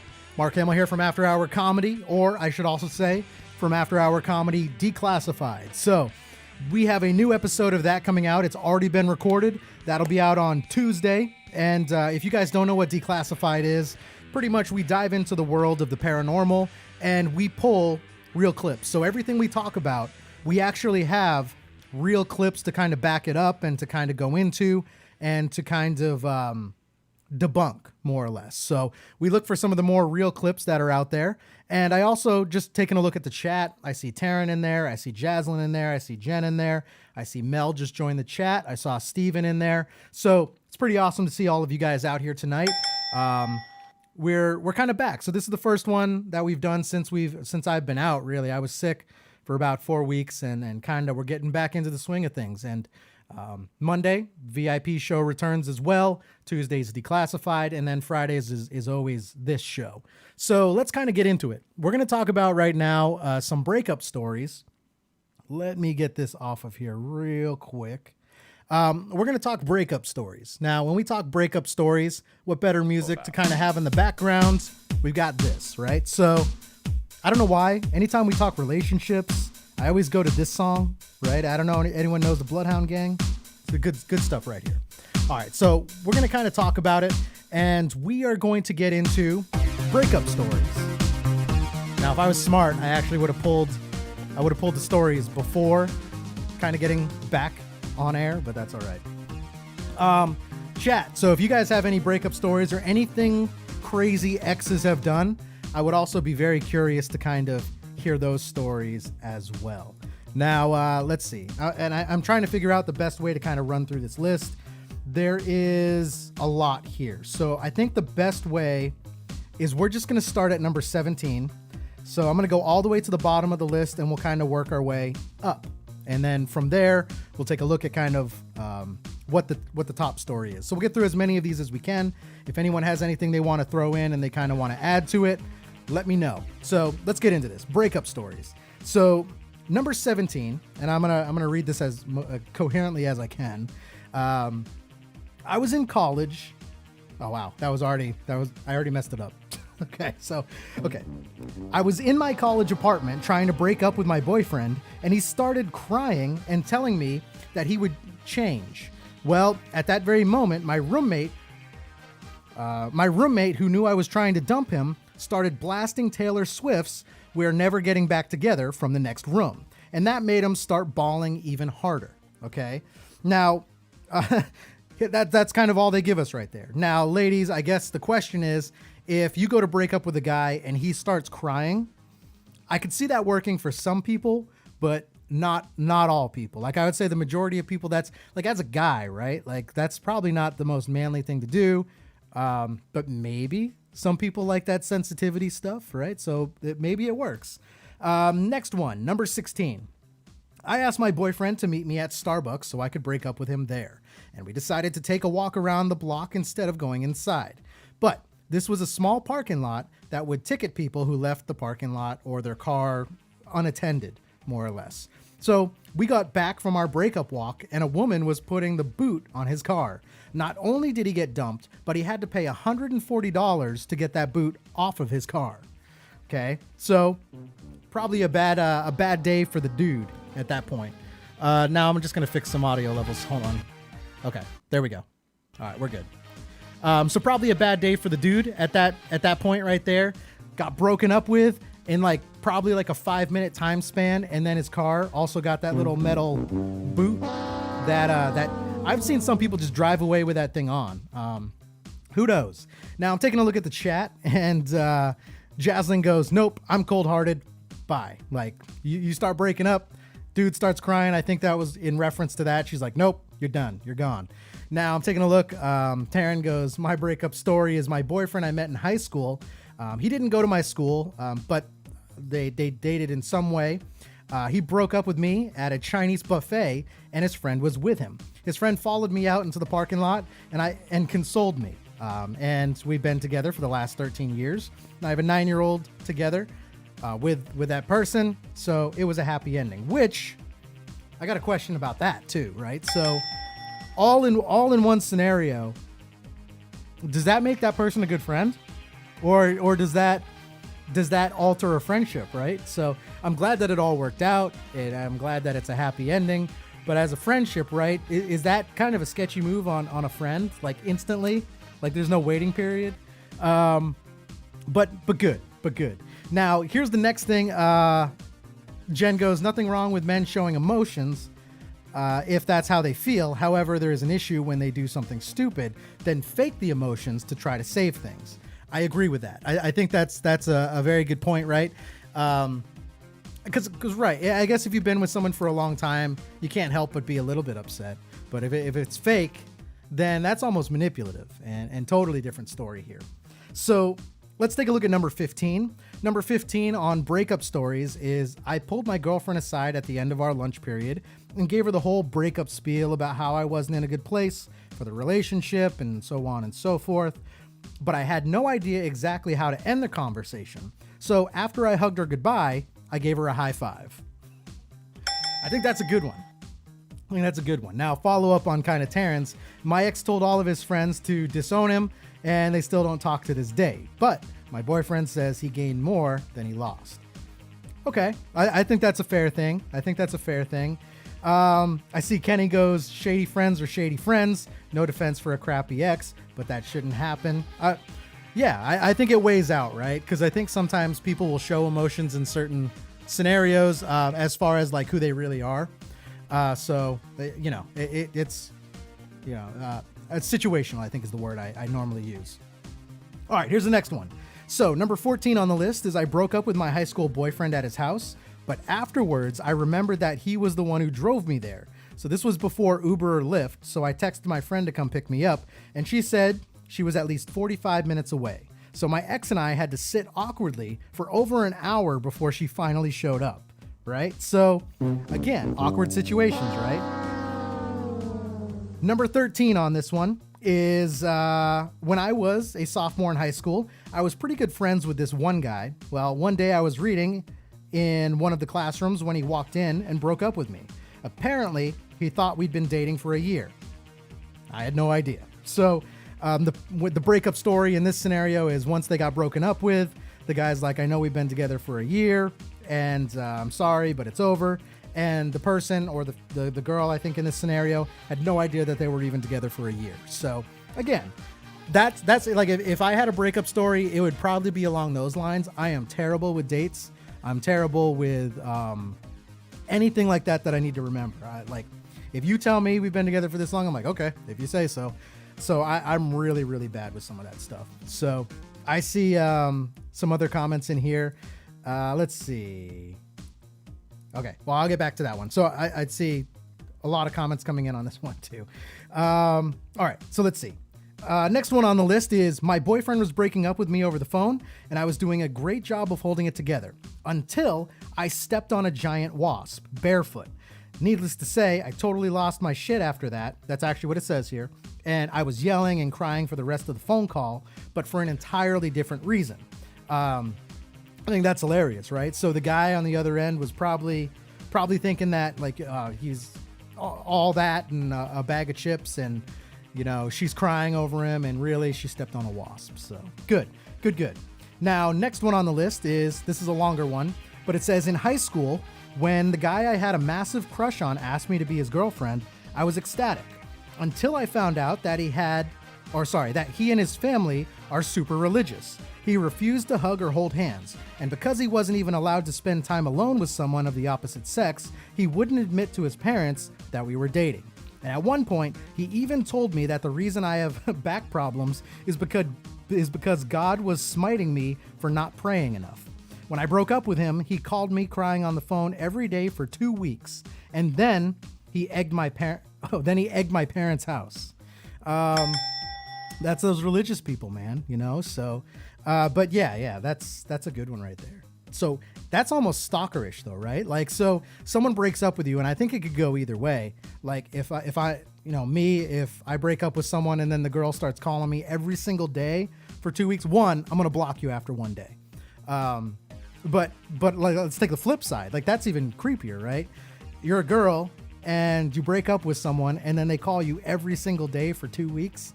That's a little excessive right there. And guys, so talking to the guys right now, that's not a great way to get a girl back either. So Kenny goes crazy much? I would agree with that. Definitely crazy. Let's see, the next one on the list. So as I was breaking up with my college boyfriend, and now I'm reading this is not me saying this, people, but quote, as I was breaking up with my college boyfriend, a friend of ours drove by and yelled, "Couple of the year." So there we go. I think there's also something to be said about that too. That's all they gave me on that one right there. But I think there's something to be said about that, right? Because every single person, when you're in school, when you're in college, there's always that one couple, right? That you just know. And I think that's kind of funny in that context. They're breaking up, someone drives by, "Couple of the year," and they kind of yell it out the window. Good stuff. Let's see. Kenny goes gong him. I'm not sure if he means this, but yeah. All right, so let's see. Next one on the list. So I broke up with a guy after about 2 months. Then a few days later, I found out our parents were dating. So I couldn't get away from him, right? That would be like your worst case scenario. Not only that, but I guess technically if your parents ever got married or anything, that would make you stepbrother and stepsister. Now you got that whole, like, you can be on websites and stuff.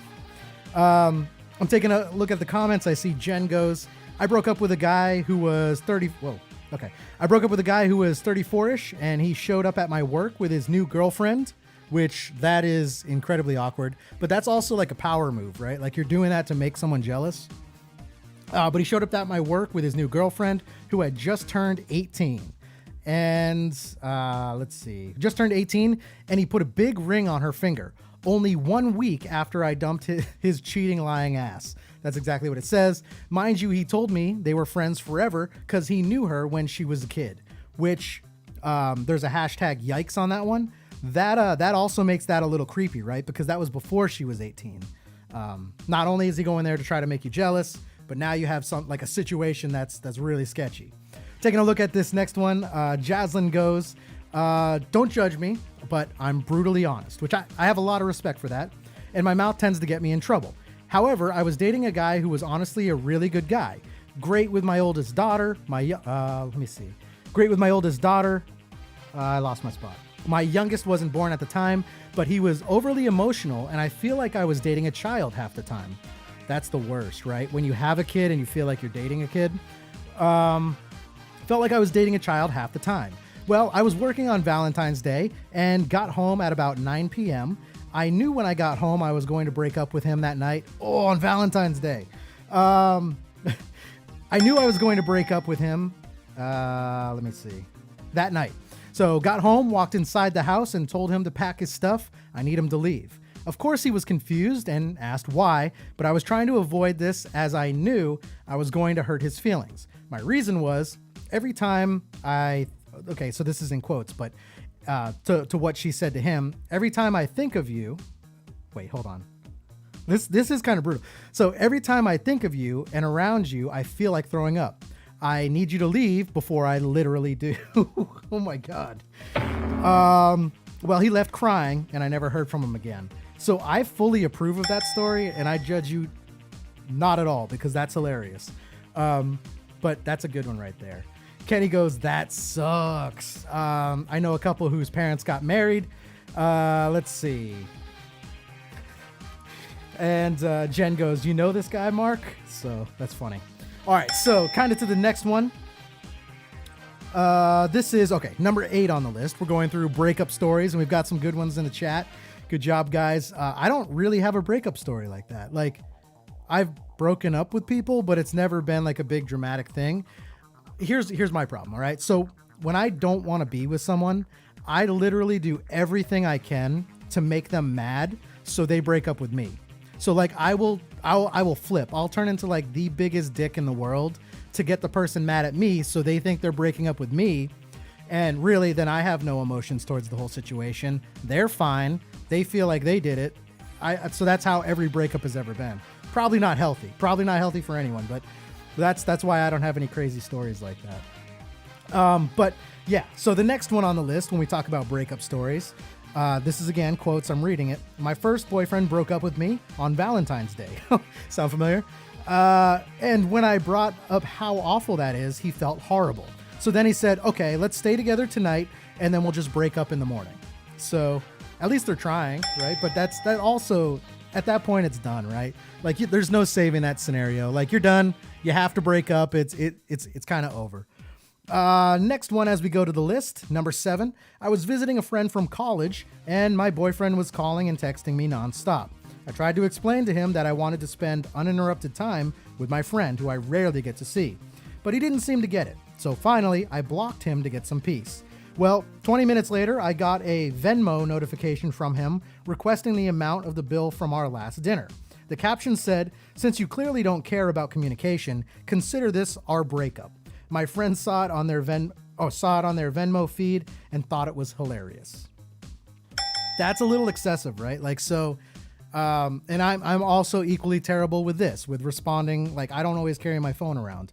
So, but this scenario, right? So because the girl didn't respond to a text message, it led to a breakup through a Venmo. So very creative on the guy's part. I'll throw that out there. Next one that we're going to kind of talk about is, again, I'm reading this in quotes. It goes, I broke up with my boyfriend in a park and he literally climbed up a tree to cry up there. I don't really know what to do, so I just waited around for him to come back down. I like that move. I think that's the next thing I'm going to do. If anyone ever breaks up with me, I'm going to climb up a tree and I'm just going to sit there because I think that's hilarious. And I hope you wait around because I'm going to make you wait for like 2-3 hours. I might try to get comfortable and fall asleep. Kenny goes, that shady effer. That's funny. Jen goes, just be honest and open if you don't want someone. It sucks, but you got to do what you got to do. That is a very adult, mature thing to say, and that is that's never done that. I've never taken the mature road. Number 5. So I decided to break up with my cheating boyfriend over Instagram by posting a cute selfie captioned, love being single.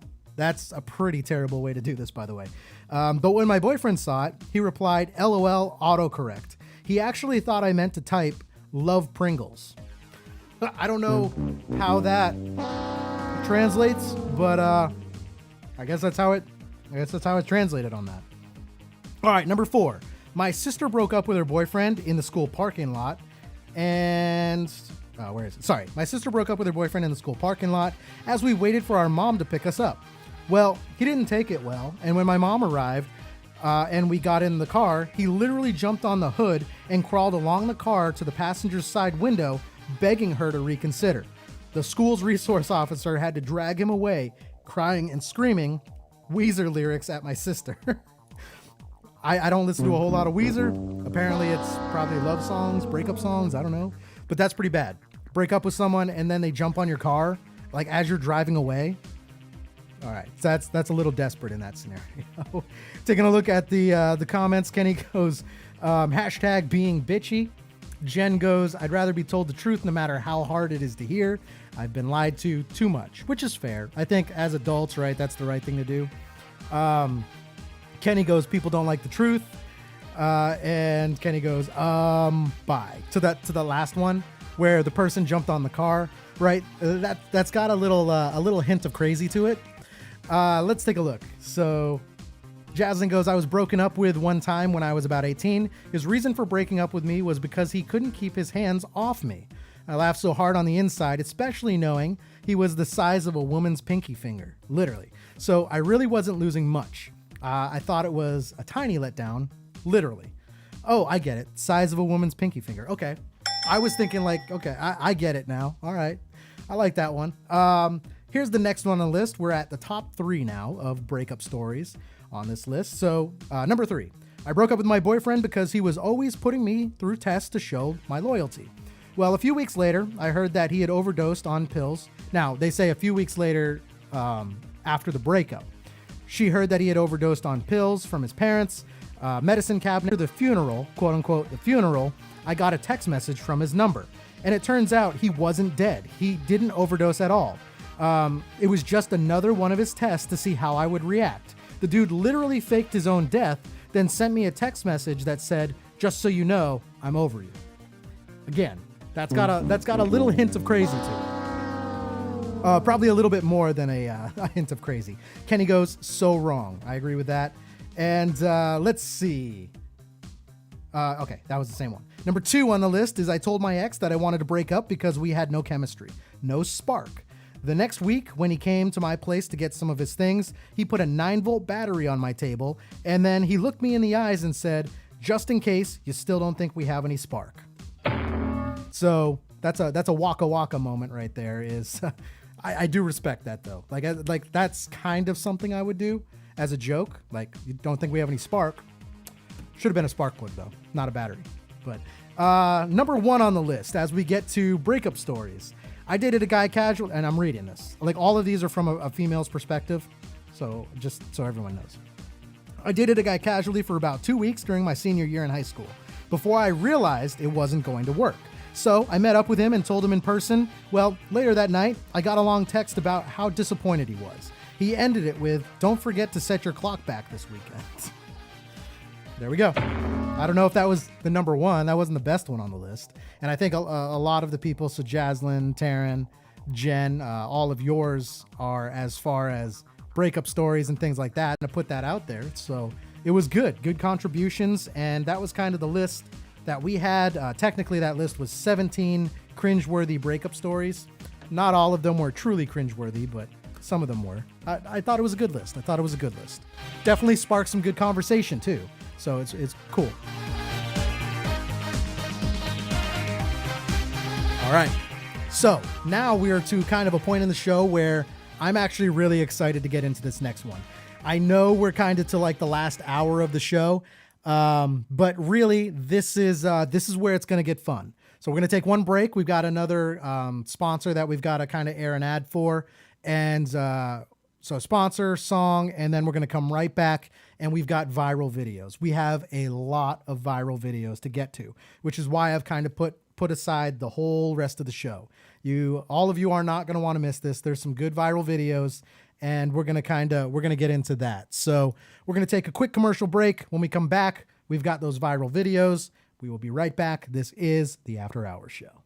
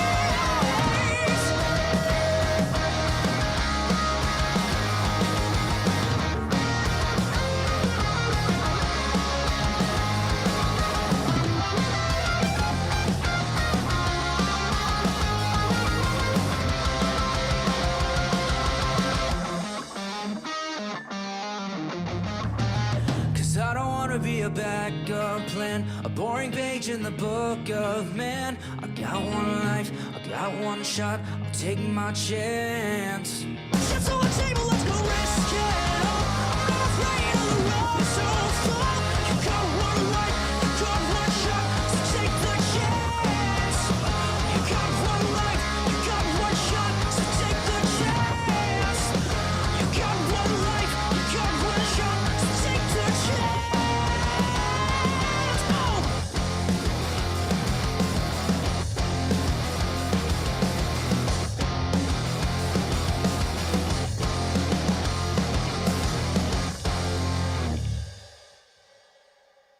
Dark Sahara has just released a new album called Afterglow, a collection of 9 unforgettable rock songs like Nirvana,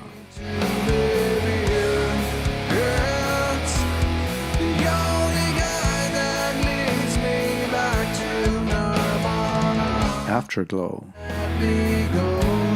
It's better if you stay away, so you'll see the afterglow. Stream or download on Spotify, Amazon Music, Apple Music, and other major music platforms today. Afterglow by Dark Sahara. Welcome back to the After Hours Show. Phone lines are open at 407-536-9994. I feel like they put a pair of underwear on their kid's head and was like, walk out in the driveway with a retard. They're out there, you know, the exhaust where your dryer kicks out all the hot air. They just have their lips wrapped around that shit all day. There's only one way to settle this. I have some underwear to put on your head. Shall we? Sure. She just put a thong on his head. That is not a thong. I'm just kidding. Calm down. I wanted to throw off. Some people can see it, okay? I forgot. Damn it. I forgot that we're actually live now, so I can't lie to our listeners. Just be thankful you don't work for these idiots. News reporter pulls her pants down and puts her thong on a kid's head. And kid now likes tuna fish. And to the first person that wished me happy birthday. Okay, the first person that wished you happy birthday. Kendra Lust. Is that a porn star? Yeah. That's a porn star? Okay, so I talked about this 2 weeks ago. Hey, bro, you know, every night is like a new night for me. You know, you don't even know. You have no idea. You have no idea what kind of life I'm living. Nonetheless, welcome back to the show, sponsored by Coors Light, Loot Crate, and AstroCartoons.com. Okay, Jesus so Christ,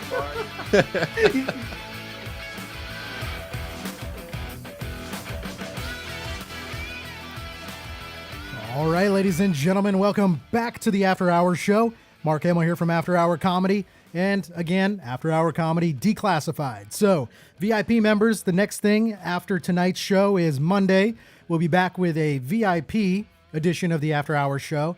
And topically, I think I'm going to go into some songs I'm not going to break out singing like High School Musical type thing, but I am going to go into real songs. Like, so when I'm driving around, I listen to Pandora. I've listened to Pandora for years. Like, I have the same, like, 3 stations. I got rock, I got rap, and I got comedians. Like, that's it. That's what I have. So it's pretty much filtered. But every now and then on the rap one, it will have, like, new music come through with the world's dumbest lyrics I've ever heard. And I've kind of taken note over the years. So we can't play any of those on these networks, copyright reasons. But on our VIP show, we can. And I think I want to take you through a list of the world's dumbest rap music I've ever heard. So we'll kind of go into that. And for other videos, VIP members, remember we talked about, or we played the video of the guy who, the R word. So a female Bigfoot forced him to impregnate her. So now he could potentially have Bigfoot babies. Yeah, we played that video too. And there was a lot of great quotes from that video as well. So, Kenny goes, don't lie. Sang you, man, I wish I had a country accent. I could say all this stuff. I don't know how to say that. All right, we're going to head over to afterhourcomedy.com. We've got a lot of stuff here. So when we're talking about this, we're audio-wise, radio listeners, there's going to be a lot of stuff for you here as well. AfterHourComedy.com, this first video is, and I started to put together like a montage of people who were on, what is it, anesthesia? The laughing gas kind of that knocks you out and makes you to where you can't tell a lie. Like you just, it's diarrhea of the mouth. Whatever comes to your mind is what you say. So I was putting together a montage and I realized I didn't have to, because this dude we're about to watch is the best video I've seen as far as not over the top, doesn't say anything really offensive, but you can tell he is on the laughing gas, I guess. Yeah. It is? Yeah. That's sweet. It's not done yet. It's but not done yet? No, they What? just got the first stage started. No way. Yeah. Dad, What? I love you. I love you Can too. you see me? Yep. Can I see you? Nope. Can you see me? Yeah. Can I see you? No. By the way, you're going to very quickly, I think a lot of the people watching are going to really like this guy. He's like super respectful, but you can tell he's on that laughing gas because there's no filter, literally no filter. But this kid makes me laugh a lot, and it kind of gets better as we go on. Why? Because you need to rest. I know I need to rest. I need to put my hands down and my head back and take a nap. Yeah. Am I right? Yep. All right. Well, after you. Good night. Good night. Love you. I love you too. Thanks for coming. You're welcome. Okay, so there we go. Again, we're listening to this guy kind of go through this. Jaslyn goes, how do you read and talk at the same time? My brain is not that intelligent. Well, I appreciate that.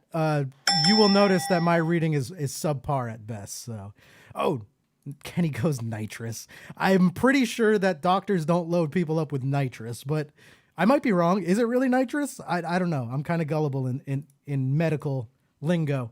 Jen goes, I wanted them to put me on laughing gas when I had my wisdom teeth pulled out, but they didn't. I was awake the whole time. That sounds miserable.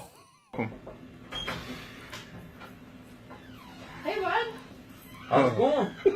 I heard you're having a good time. Oh, I'm having a good time, all right? You are? Yeah. Good. Okay, now, radio listeners, a nurse walked in, and actually people watching too. You can't see the nurse, but she did walk in, and that's the female you hear in the background.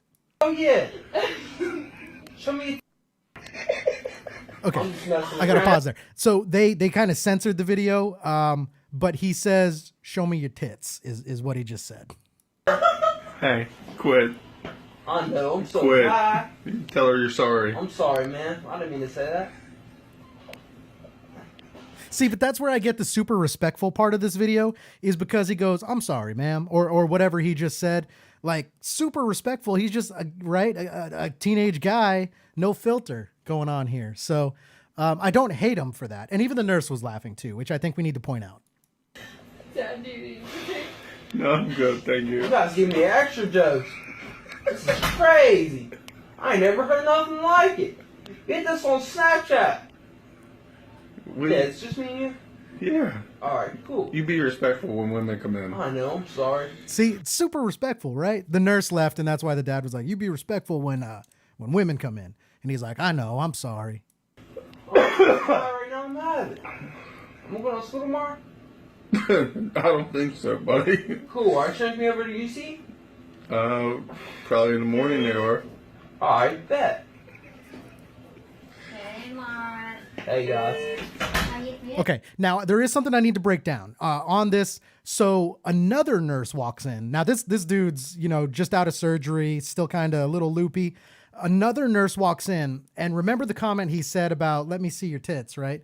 A new nurse walks in. I got to be careful. I don't know if I can say that or not. So I'm trying not to lag out the show.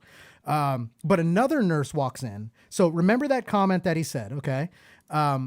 Which is I think this is where he kind of wins me over, right? So he is about to apologize. He doesn't know it's a different nurse, but he's about to apologize. Feeling? Pretty good.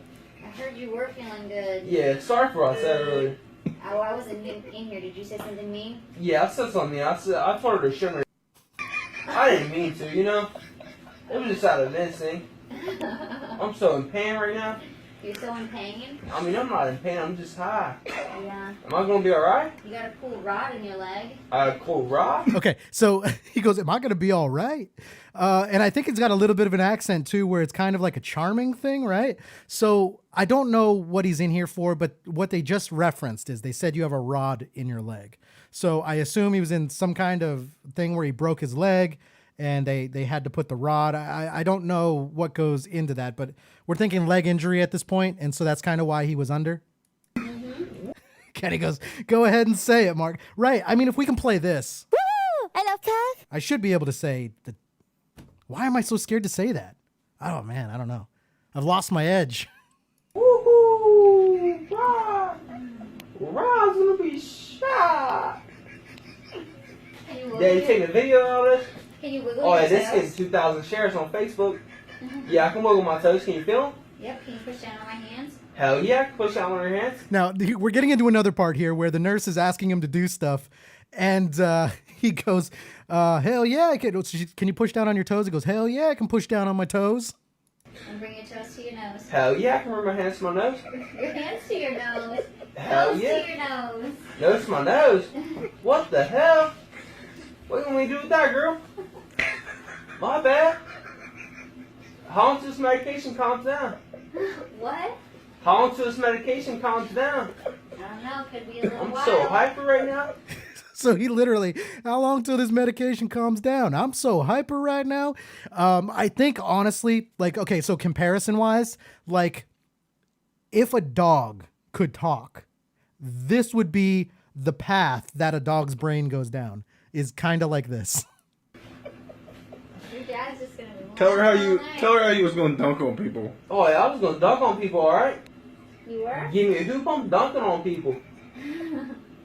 Woo-wee! Oak Hills varsity, baby! I'll see you in a little bit. By the way, I think that nurse is falling in love. I'm just throwing that out there. Love you. Thank you.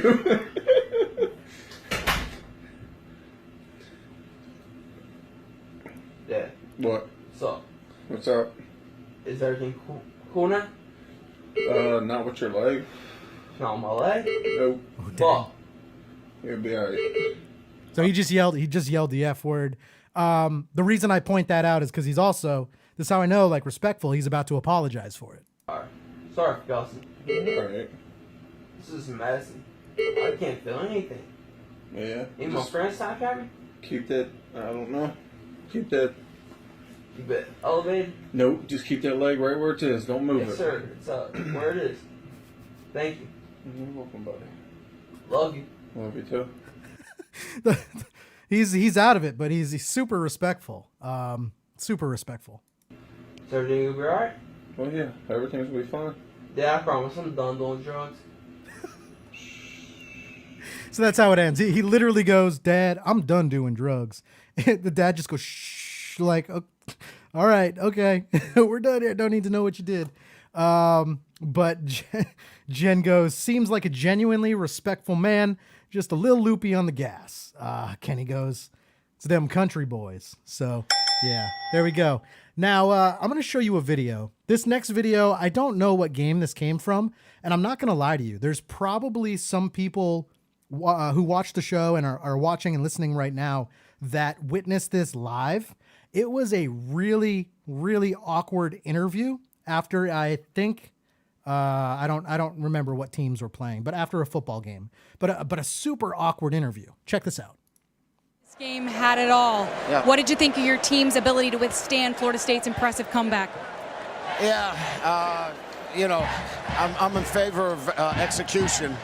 Maybe our entire team needs to be executed after tonight. Okay, so that was it. Like, quick, right? At first when he goes, I believe in, I'm scared to say it, but the E word he used, now that could be used in sports lingo, like we need to execute the plays better, we need to do this and this. But then I think what makes it awkward is follow-up, where I think the whole team needs to. This game had it all. Yeah. What did you think of your team's ability to withstand Florida State's impressive comeback? Yeah, I'm in favor of execution. Maybe our entire team needs to be executed after tonight. Jen goes, "Geez, he pulled a Wendy Williams, death to them all." Man. I would love to know. I'd love for people, like anyone watching or listening, to be like, yeah, I saw that live. One more time. This is great. This is great. Game had it Potentially, actually, now that I'm listening to it, this is potential sound drop quality. at all. Yeah. What did you think of your team's ability to withstand Florida State's impressive comeback? Yeah, I'm in favor of execution. Maybe our entire team needs to be executed after tonight. Mel goes, I saw it live. I cringed a little. Awesome. Someone saw it live. These moments are what make, like, because I probably have a whole blooper reel of my own mistakes. Or if you've ever listened to me try to read something, but this makes it real to me. It makes it funny. So that's a good one. That's on our website if anyone wants to check that out too. Now, speaking of cringeworthy, okay, I don't know if anyone remembers this, but it's something that I kind of found. And let me see, where is it? Oh, Steven Seagal. All right. So Steven Seagal has an energy drink. Now, when we talk about cringeworthy and awkward, this is the commercial for the energy drink. Now, it's not brand new. So this is an older commercial, but this kind of resurfaced. Check it out. Hey there, we want to tell you about Steven Seagal's new energy drink. It's called Lightning Bolt. It's 100% natural and it tastes just great. In fact, it's so good, he likes swimming in it. Okay, now this is super awkward, right? So Steven Seagal had an energy drink and he's like, it's so good, he likes swimming in it. How's it going, baby? Boss, I've got another 2,000 cans to go to fill this pool. Man, I feel so sorry for you, but you know what? I really wanted to swim in Steven Seagal's lightning bolt with you. Yeah, but you know I love doing it, because I love you. I love. So awkward, right? He goes, I really love, and he talked third person for a minute. He goes, I really love swimming in Steven Seagal's lightning bolt. Like, third person, talking about his energy drink. You too, baby.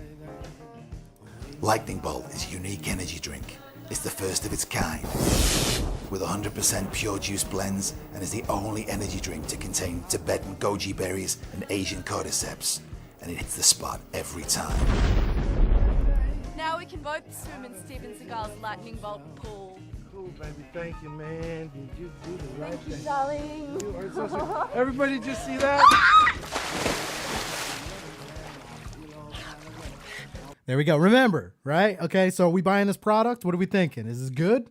Steven Seagal's lightning bolt. Jen goes, wow. Kenny goes, nope. And Mel on the football one, he goes, I knew that was going to blow up, or he knew I knew immediately that was going to blow up. There you go. There's me trying to read. Jasmine goes, why is she walking like the gas toilet paper stuff? And wait, I don't know. I don't know how to read that. Like the gas toilet paper stuff in her rear. And then Jen goes, it's not for me. Steven! It's got one! I found it at the bottom of the pool. Lightning Bolt comes in 2 delicious flavors, Asian Experience and Cherry Charge. Hold on, wait. So We got to why pause not on this. Asian Experience is the name of one of the drinks. And then Cherry Charge, that's fine. That sounds like an energy drink. But Asian Experience? give your taste buds a real thrill? Привет, дорогая. Привет, дорогой. Это тебе. Спасибо. Сестричка, я сейчас к тебе присоединюсь. Милый, могу я What пойти the hell is going on right now? Now there's a different woman in here speaking a different language. и поплавать в лайтнинговой водичке? Конечно. Now remember, so anyone just tuning in, we're watching Steven Seagal's. Now, this is titled Cringe-Worthy Energy Drink Commercial. It's good to be the king, isn't it? And guess what? This could happen to you. If you drank Lightning Bolt. Lightning Bolt. Try it today. It's electric. Now, I'm not going to lie to you. If we could actually get this energy drink, I don't even know if it's still around. I've never seen it at store. But like, if we could order this, I would try one on air. Like, what's the worst that could happen? It just tastes bad. I would actually, I'll look. I'll try to find it. I'll see if it's available. I'll buy a case of it or something. Kenny goes, I remember when he was a badass. Yeah, he did. There was a stretch where he was, very, very high up there in Hollywood and things like that. Now, when we go to another video, let's take a look. This is one. it definitely went viral, and it's definitely going viral right now. I don't get the big deal. Okay. Now, I'm not going to lie to you. This is also not my time. So when I was a kid, Blue's Clues was not around. Like when I was a kid, my favorite cartoon growing up was Garfield, the cartoon. I remember that being on. I love that. So Blue's Clues is what we're going to talk about. And it was just, I was already in school and like high school or middle school, high school. I don't even know when Blue's Clues came out. So I never really watched it. But a lot of people right now are freaking out about this Blue's Clues thing. All right. Now we're going to watch this in full because everyone's probably already seen the video by now. But if you haven't, we're going to bring this to the table because it's viral. Apparently this guy, his name is Steve. He was the original guy on the show, and he left the show. And I automatically assumed anytime someone leaves a kid's show, I assume it's because they're overdosing on something. But he left the show, and apparently now he just posted a video, and the internet, it's like, this is wildfire. Like everyone is sharing it. News stories are covering this, and I don't get the big deal, but we're going to watch it. All right. So I don't know if this is 20 years later or whatever, but he's back. He posted a video, and like people are crying over this. Well, let's see what happens. Hi. You got a second? Okay. You remember how when we were younger, we used to run around and hang out with Blue and find clues and talk to Mr. Salt and freak out about the mail and do all the fun stuff. And then one day I was like, oh, hey, guess what? Big news. I'm leaving. This is my brother Joe. He's your new best friend. And then I got on a bus and I left. Okay, so that's kind of your breakdown. I'm taking a look at the comments. Jaslyn goes, us millennials needed this video. Okay. I know a lot of people love this video. Like I've seen people like there's on YouTube now, it's starting to pop up reaction videos to this, which I guess is maybe not far off from what we're doing right now. But I'm kind of sharing this for anyone who's not in the loop, because we also have a lot of listeners that wouldn't, know about this otherwise. But a big deal. People are freaking out about this. So dude left the show, and I don't think he ever returned to the show. He just showed up with this video. Okay. It continues. And we didn't see each other for like a really long time. Can we just talk about that? Okay. Now again, I also thought I thought he left the show because he was just really hardcore into drugs. Honestly, anytime a person leaves a kid's show, that's what I assume. Great. Because And I see Jen goes, oh, Steve, I cried about this. I loved Blue's Clues. It took me back to my, to being a kid and my mindset then versus now. It was deep for me. Kenny goes, oh my. Jen is concerned. And then Steve is a real one. Jen says he's up there with Bob Ross, Robin Williams, and Steve Irwin. But this continues again. Like I said, I personally don't see the big deal, but a lot of people are, yeah. I realized that was kind of abrupt. I just kind of got up and went to college. And that was really challenging, by the way, but great, because I got to use my mind and take a step at a time, and now I literally am doing many of the things that I wanted to do. And then look at you, and look at all you have done, and all. Yeah, look at me. Look at me. I don't even, you don't know me. You have accomplished in all that time. And it's just so amazing, right? I mean, we started out with clues, and now it's what? Student loans, and jobs, and families, and some of it has been kind of hard, Like he's trying to talk to me like he knows me, but he's not all wrong. I mean, I have a job and stuff like that. I look great. I know you know. And I wanted to tell you that I really couldn't have done all of that without your help. Damn straight. Finally, some recognition. And in fact, all the help that you helped me with when we were younger is still helping me today, right now. And that's super cool. I guess I just wanted to say that after all these years, I never forgot you. Ever. And I'm super glad we're still friends. Thanks for listening. You look great, by the way. Damn straight. Whatever it is you're doing, it's working. Okay, now I'm going to give you guys my thoughts on this, okay? So I don't hate this video whatsoever. I know it's going viral. I don't fully understand it, but here's what I know. Anyone who's looking to make any kind of content right now, vintage, nostalgic, that is where it's at. You want to go viral, nostalgic. And I think that's why this got so viral. Because I'm noticing a lot of people that might not even have watched the show, but they remember it as a kid. Then they see this and they're like, oh yeah, I love that show. So I genuinely think that's why it went viral, is because it's nostalgic. Right now, anything nostalgic, if you put it out there, brings people back to their childhood, especially with all the stuff going on in the world, it's gonna catch. It's gonna be wildfire. So anyone, and I know we got some creative people that listen, I'm giving you the keys to the kingdom on that one. Nostalgia. That's what you got to go for. Let's see. Mel goes, actually, I was working on mysteries without any clues. I like that. And then Kenny goes, I'm in debt and my damn dog loves someone else. Nice. So that's it. I wanted to play it. If you hadn't heard of it, you're going to now notice, just a heads up, because we talked about it on this show, you're going to notice that it's everywhere. It's on Facebook. It's on the internet. News stories are starting to talk about it. It's kind of all over the place. Now, let me take a look at some of the other videos we have here. This, when we talk about cringeworthy and when we talk about awkward, I am going to show you Amish people kissing. Here we go. Daniel is ex-Amish. He's been English for over 4 years. He is so kind and caring, and I've had a crush on him for years. Apparently, if you're Amish, you can't formulate a sentence. Really, like... All right, all of the people right now, radio listeners, you got to go watch this on the website.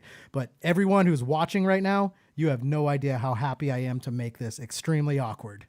Kind of serious, it's really serious, but so long as du noch Amish sprichst. Weil ich will nicht mehr Amish sein, anyhow. I don't know what. Okay, okay. So, holy cow. All right. So. Why don't you go back to your home on Whore Island? All right. There's a lot that's awkward about this video. What makes it even more awkward is the fact that there's no music. It's literally, you just hear the woods, you hear nature. Okay. I really want to stick with my Amish values, but Danny, he is so handsome. There we go. Oh my God. Must have been a woman, and I don't listen to women yelling. I tell them to shut up. Here we go. They're going to start kissing. We had our first kiss. I was surprised that it finally happened. Uh-oh. Watch it. I've never been kissed before. You guys... Oh. Okay, so... All right, we got to go back. This is a very romantic moment, okay? So we're gonna go back, and we're going to we are going to watch their first kiss again. Radio listeners, I'm gonna break it down for you. I'm gonna play by play. So they have their first kiss, and then they go in. They get a little bit too excited, and then they start excessively French kissing is maybe what you would call it. It's the first kiss. We had our first kiss. I was surprised that it finally happened. All right, here we go. Now they're going in for more. Look at it. Oh. I've never been kissed before. Oh. That's nasty. Oh. Oh, jeez. No, God, please, no, no, no, no.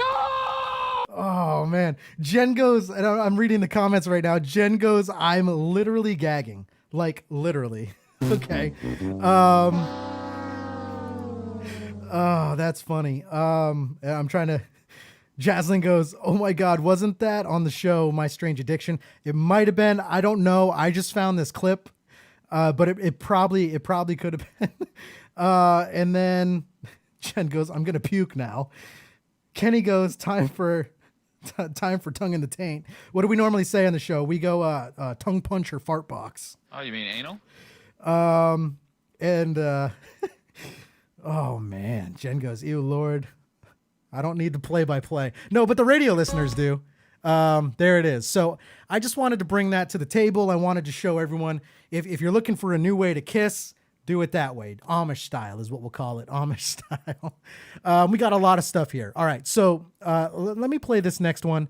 This video is, let me see. What do we got here? Okay. All right. I'm going to play this one. Let's get away from the awkward. And I don't know why this made me laugh so much. This is literally just a seal slapping itself. Radio listeners, you're going to hear the sound.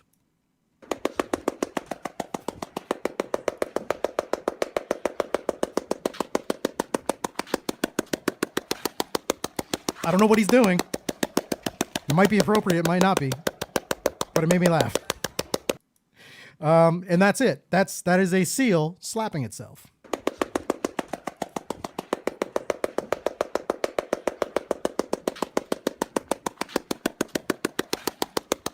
Very, very serious video, people. Oh, man. Jen goes, that seal's got a good beat going. I would agree with that. All right. So we got to watch it one more time. Just the seal.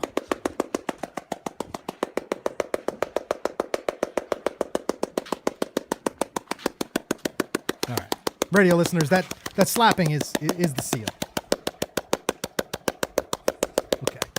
All right, let's see what else we got here. There's some other videos we got. We're going to pull. This one's kind of crazy. Now, this is, I don't know if it's an interview at a wedding or kind of what's going on in this scenario, but you want to talk about being in the right spot at the right time. Check this out. I was wearing dirty old Nike Shox and... But that's what I loved. I was like, oh, those Nike Shox. And my Under Armour camouflage red sweatshirt. Okay. So this is, it's going to start out very non-special. It's very generic. I think they're just doing an interview of like, oh, how'd you first meet? Okay. It's all well and good. They're having fun. They're going back to some memories and then something's going to happen. All right. Having tickets. Oh my God. Oh my God. You okay? All right, now let me break this down for people. They're talking about how they first met, radio listeners. That cracking is a very distinct sound, right? So that's a branch breaking, and the branch actually falls down. Like we're talking like some of the smaller branches on the big branch touch the bride, the girl sitting there. Like they're inches away from like breaking their neck, potentially dying. Check this out. Shox and... But that's what I loved. I was like, oh, those Nike Shox. And my Under Armour camouflage red sweatshirt and having tickets. Oh my God. Now that crashing noise you just heard. Okay? So, oops. Well, this happened. And this happened. This dumb tree decided to fall out of the sky. I'm not really sure exactly what happened. But we're already married, so nobody's stopping that. There we go. The tree tried. This is cute touch, though. I like it. Oh, she did get a little scrape on her arm. Kenny goes, God said no. I would agree with that. And then he also, to the seal video, who goes, that seal is living his best life. Jen goes, that's the universe telling them something. Maybe. And then I'm taking a look at it. Jen goes, where was it? Her first impression was Nike socks. Wow. Kenny goes, so now I get the wood. All right, here we go. Those are battle scars. Or what should I say, our relationship is stronger than that tree. Yeah, that is true. That tree's weak. Apparently. Well, hey. It's always exciting things happening. Mm-hmm. There we go. Now, I think, talk about being a good sport. That was, I like how they didn't freak out like most videos where people would freak out. They kind of took it for what it's worth, and then they moved on. And it's probably because they're buzzed, but whatever. So I like that. I approve that couple. Not that it really matters. Now we're going to watch a video. This is a news expert. Now he is going to explain something very important to our lady listeners. And it has to do with stalkers, if I'm not mistaken. How to handle a stalker or something like that.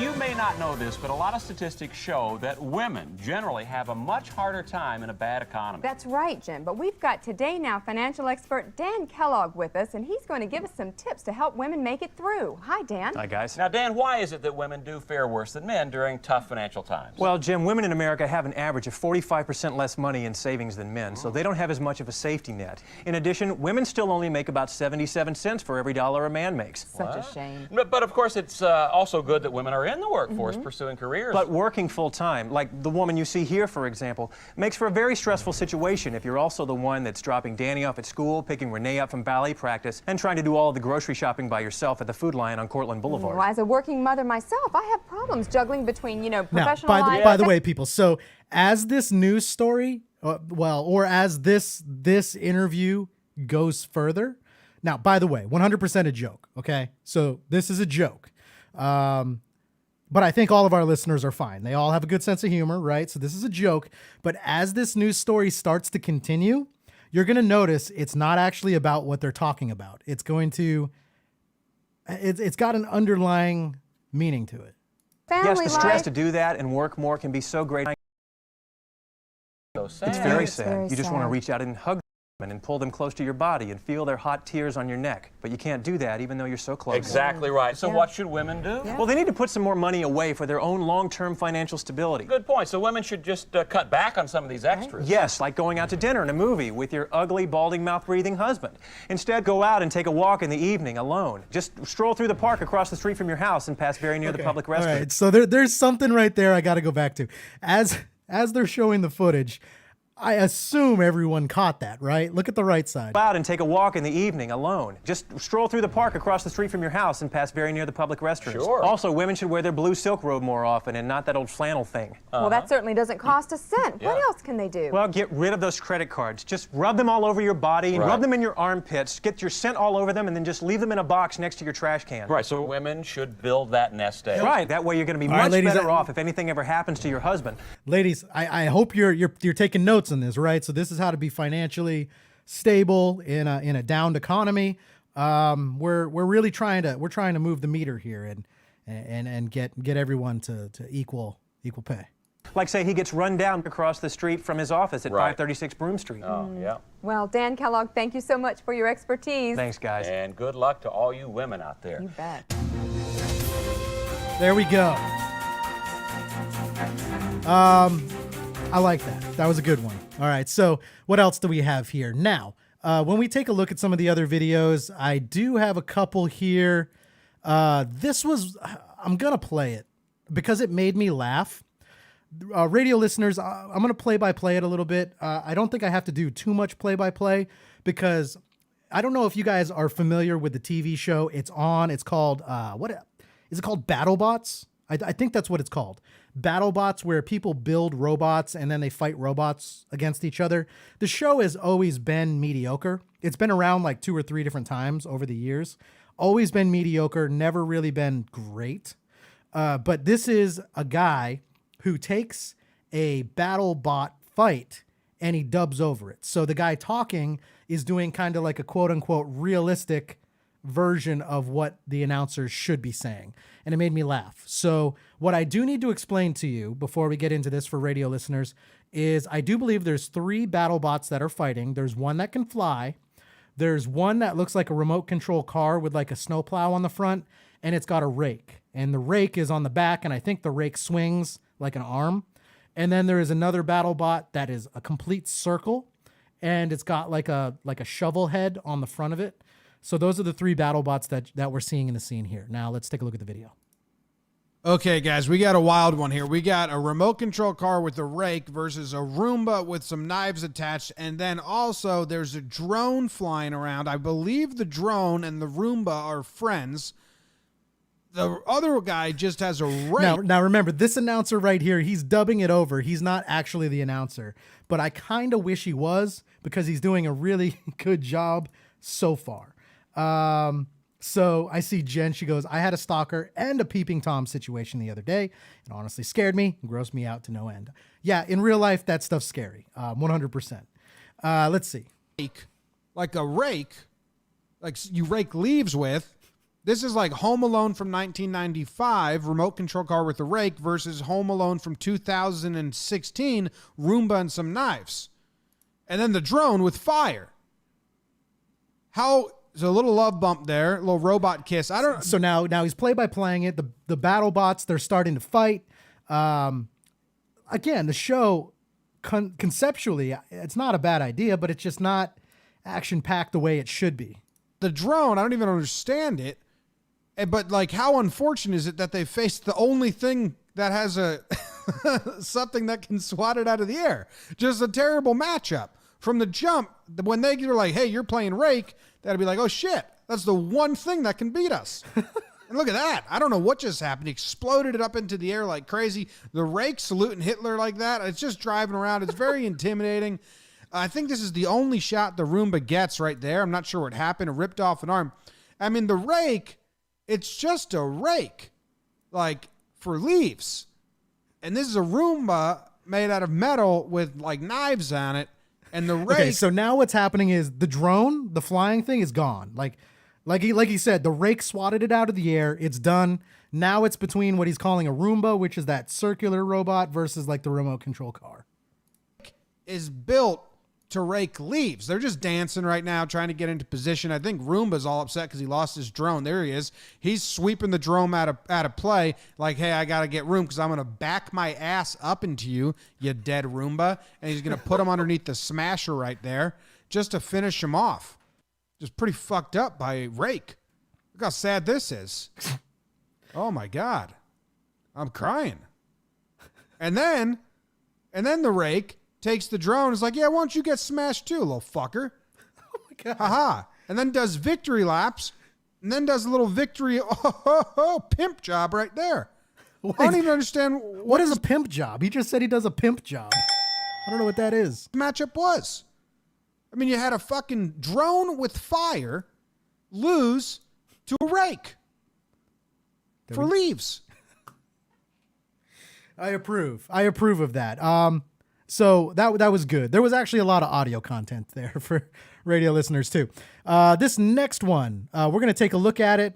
This is the new Jeopardy host. Now this was one when I first got sick. So we're looking like 3 weeks back. Gets the job on Jeopardy and he quits on the first day. After months of celebrity guest hosts, the producers of Jeopardy thought they'd found their successor to the late Alex Trebek. But after multiple inappropriate comments surfaced made by Mike Richards to women, he's out. So what's next? Amber Cagliano reports. Question: who is not going to be the host of Jeopardy? And the answer is Mike Richards. The bombshell news broke today. In a memo to the Jeopardy staff, Richards announced he was stepping down just 9 days after he was named the surprise replacement for the beloved Alex Trebek. Over the last several days, it has become clear that moving forward as host would be too much of a distraction for our fans and not the right move for the show, he says. I will be stepping down as host effective immediately.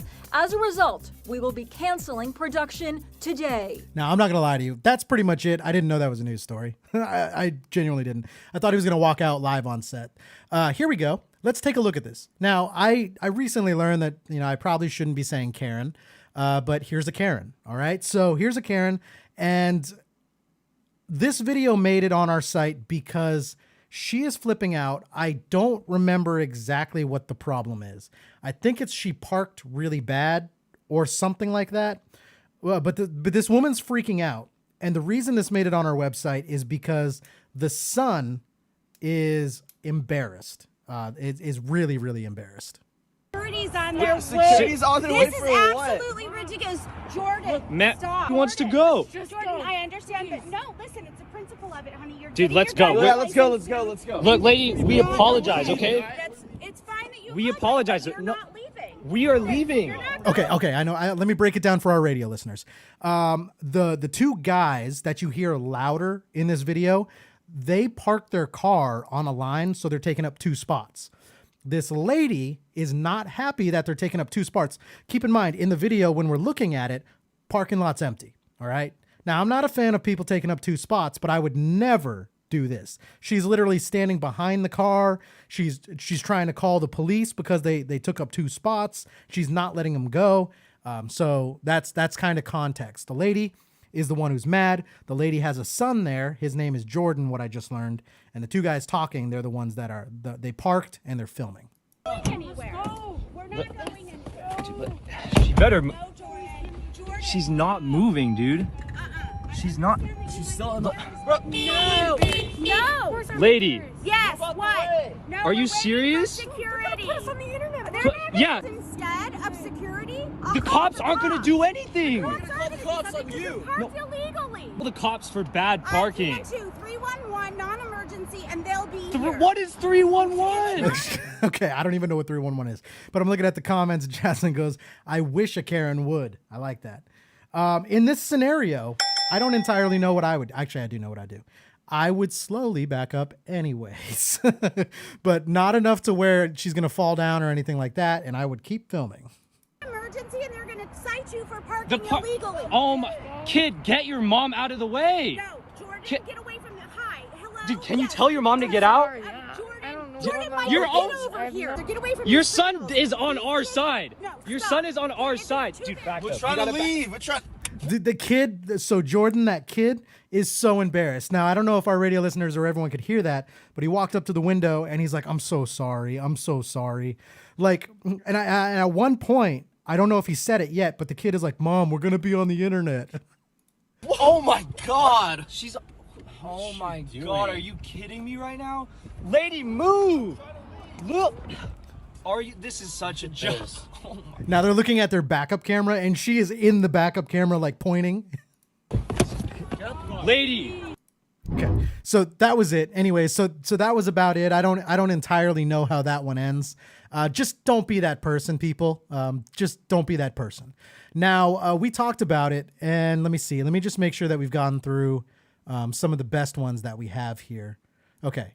Yeah, I think we have. Now, we talked about it, and we were going to watch some of the milk crate or egg crate or whatever they call them. So let's kind of go through some of that. I said we were going to, so let's do it. Milk crate challenge. I don't know why they put the music here. Some of these we watched in the news video. So apparently what you do for our radio listeners is you have to stack a bunch of milk crates and you have to walk up and walk down the other side. But apparently, balance-wise, it doesn't work out so well. Now we're watching a guy, he's up, literally just kind of bent over backwards on it. Radio listeners, go check this video out on our website. All right, so now there's a guy, he made it up into the top middle, and he fell. My biggest fear in this milk crate thing would be falling on my back like we saw in the first one. Straight up, like just fell right on his spine. Guy just completely fell right off. Radio listeners, it's exactly what you would think. People they get to the top and then they just fall. Here's another one. This is a bigger dude, and he's on 1, 2, 3, 4, 5, 6, 7 crates. Oh! Fell right on his face. All right, now here's another guy. Fell on his back. That's not the worst. Probably got the wind knocked out of him. Here's a cop. So a cop on top of it, and a guy kicks the cop off. Not the best move right there.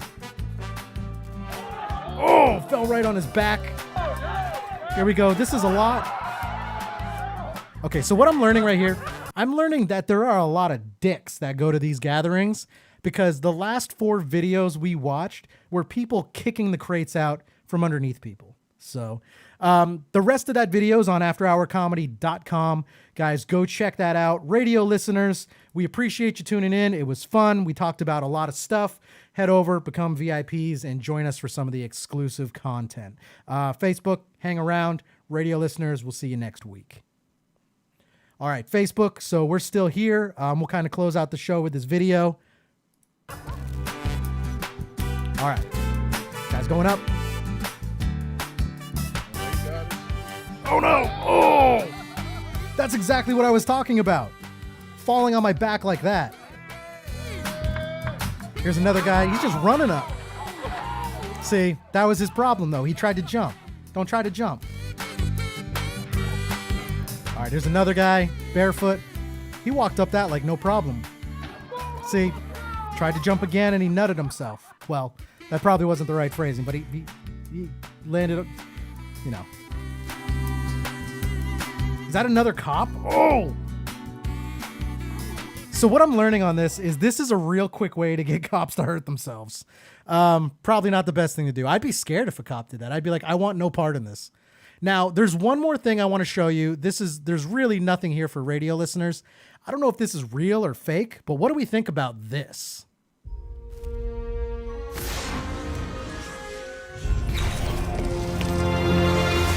Morning. Well, oh. Oh, jeez. Is that real? Like, is that real or not? And what do we think? So do we think, now I know, is his name Christopher Lloyd? Is that his name? He's been in a lot of different iconic things, but I'm not entirely sure I would like him in that role. But Rick and Morty, if you guys don't know. So let's see, what else? Is there anything else that I missed here? Oh yeah, here's some crackheads. So in Philadelphia, if you were to go down the worst street, now I appreciated this video because every town has their bad neighborhood, which you know you don't actively drive down. This is Philadelphia's, and it kind of blows my mind. Check this out. Not a whole lot of talking here, but when you look at it, they're driving down, and you're going to see a lot of people just stumbling around, like everyone's on something. So you're going to start seeing it right here. I think there's a girl, and she's going to, like, look right there. Like, their heads are down. It's like Walking Dead. Like, people are just, everyone's just down and out. Look, more people just down and out. Now you're going to see, they're going to pan somewhere over here. And look, this dude is just, he's like, what is that? He's like sleeping while he's crouching. Other people are just all over.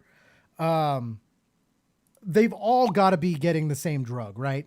Like this is unreal. Some people, that dude was just sitting there drinking. Some people are just frozen. And I guess here's the question. Kenny goes, he needs a 1.21 gigawatts. This reminds me very much of those videos where you'd get everyone to just freeze in one spot, but clearly some people aren't. Now I do know that video slowed down a little bit because of the way that dude was walking slow, but there are a lot of people that are just like cracked out. Like, is that the right word? But absolutely nuts, man. So for anyone who's like, if you are thinking about, you know, that's the bad part of town, let's drive through it. And you're like, nah, that's probably not a good idea. Here, this video covers everything for you. Jaslyn goes, oh my God, I love crackheads. Probably because of what they do. They're just funny to watch. Good to people watch, I guess. Jen goes, this is funny and sad. I shouldn't laugh, but I can't help it. Okay, now we're going through again, bad part of town.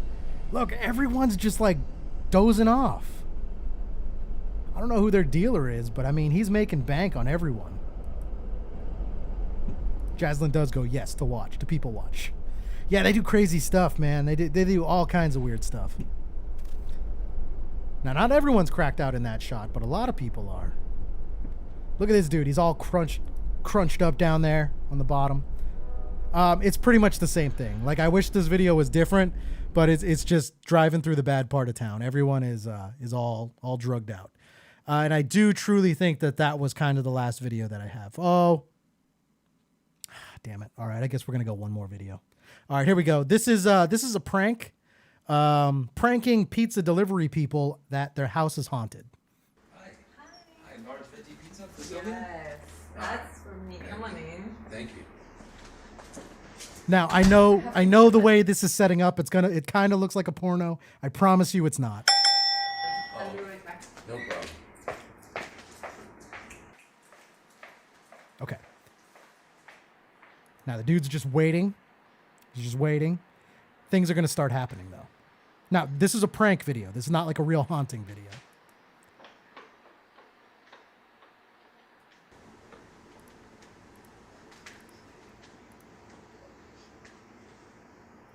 All right, dude is still waiting for the pizza. Now things are starting to fall, starting to kind of build that ambiance of a haunted house. Dude's a little bit scared. I was going to say, heads up, there might be a loud noise. I apologize. I wasn't in time. I was literally just about to turn down the fader. I'm sorry, guys, if that was really loud.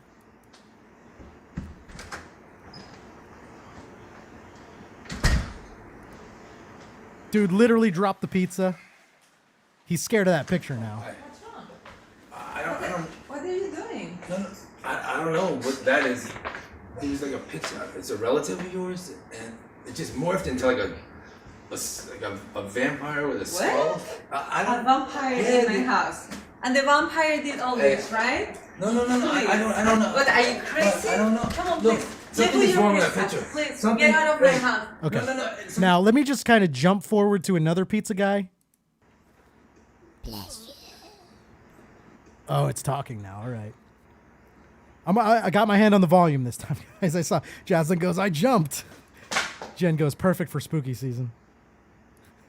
Kenny goes, does that pizza have sauce? It's big sausage pizza delivery. Woo! I love cake.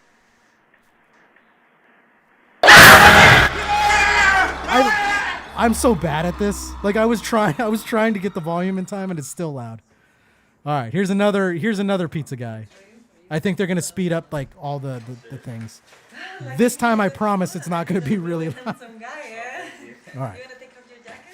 Here we go. See, very porno-esque. I don't like that part of it, but the jump scares are good. Jen goes, more jump scares, please. She also goes, his soul left the country. Good reference. Rocking chair. All right, I got my hand on the volume this time, everyone. Okay. We should see it. And he's holding that. Like the way he's holding that is very loud. All right, here's another guy. So awkward.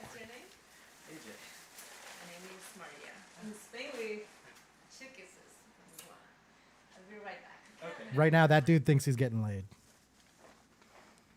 But he's not holding anything. I like watching the food go flying. That's like the best part about it.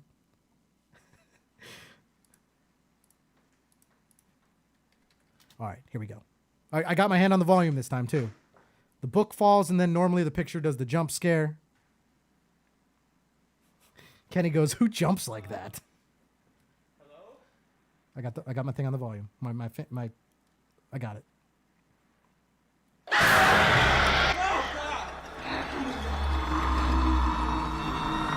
Okay. All right. I think I got one more in me because the gap in between is a little too slow. But I want to see this guy jump. Okay. He kind of looks like he belongs in that video we just watched where they were driving down the street. All right, here we go. I want to see him jump. Go.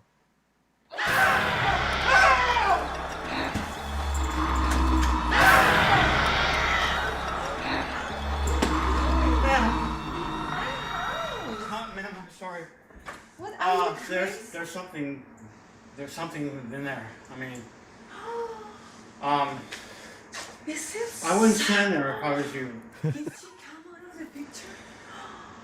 Oh my god, that's Sarah. Okay, you have to go. You have to go. It's a ghost. She has been here forever. You have to run really fast. Faster! Run! Don't stop! Faster! Faster!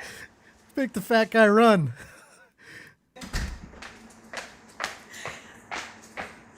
All right, there we go. That was good. I think that was a really good one to end it on. It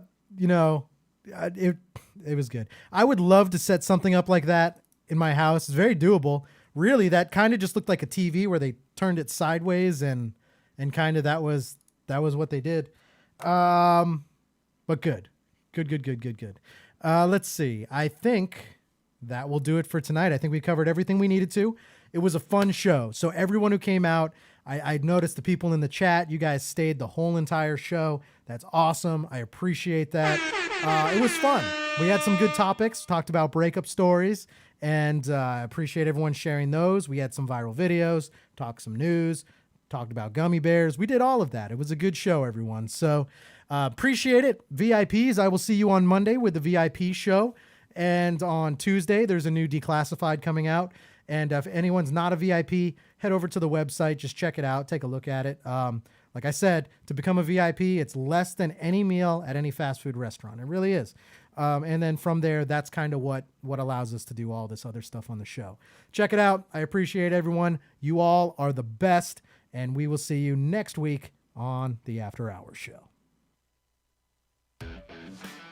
Welcome back to the After.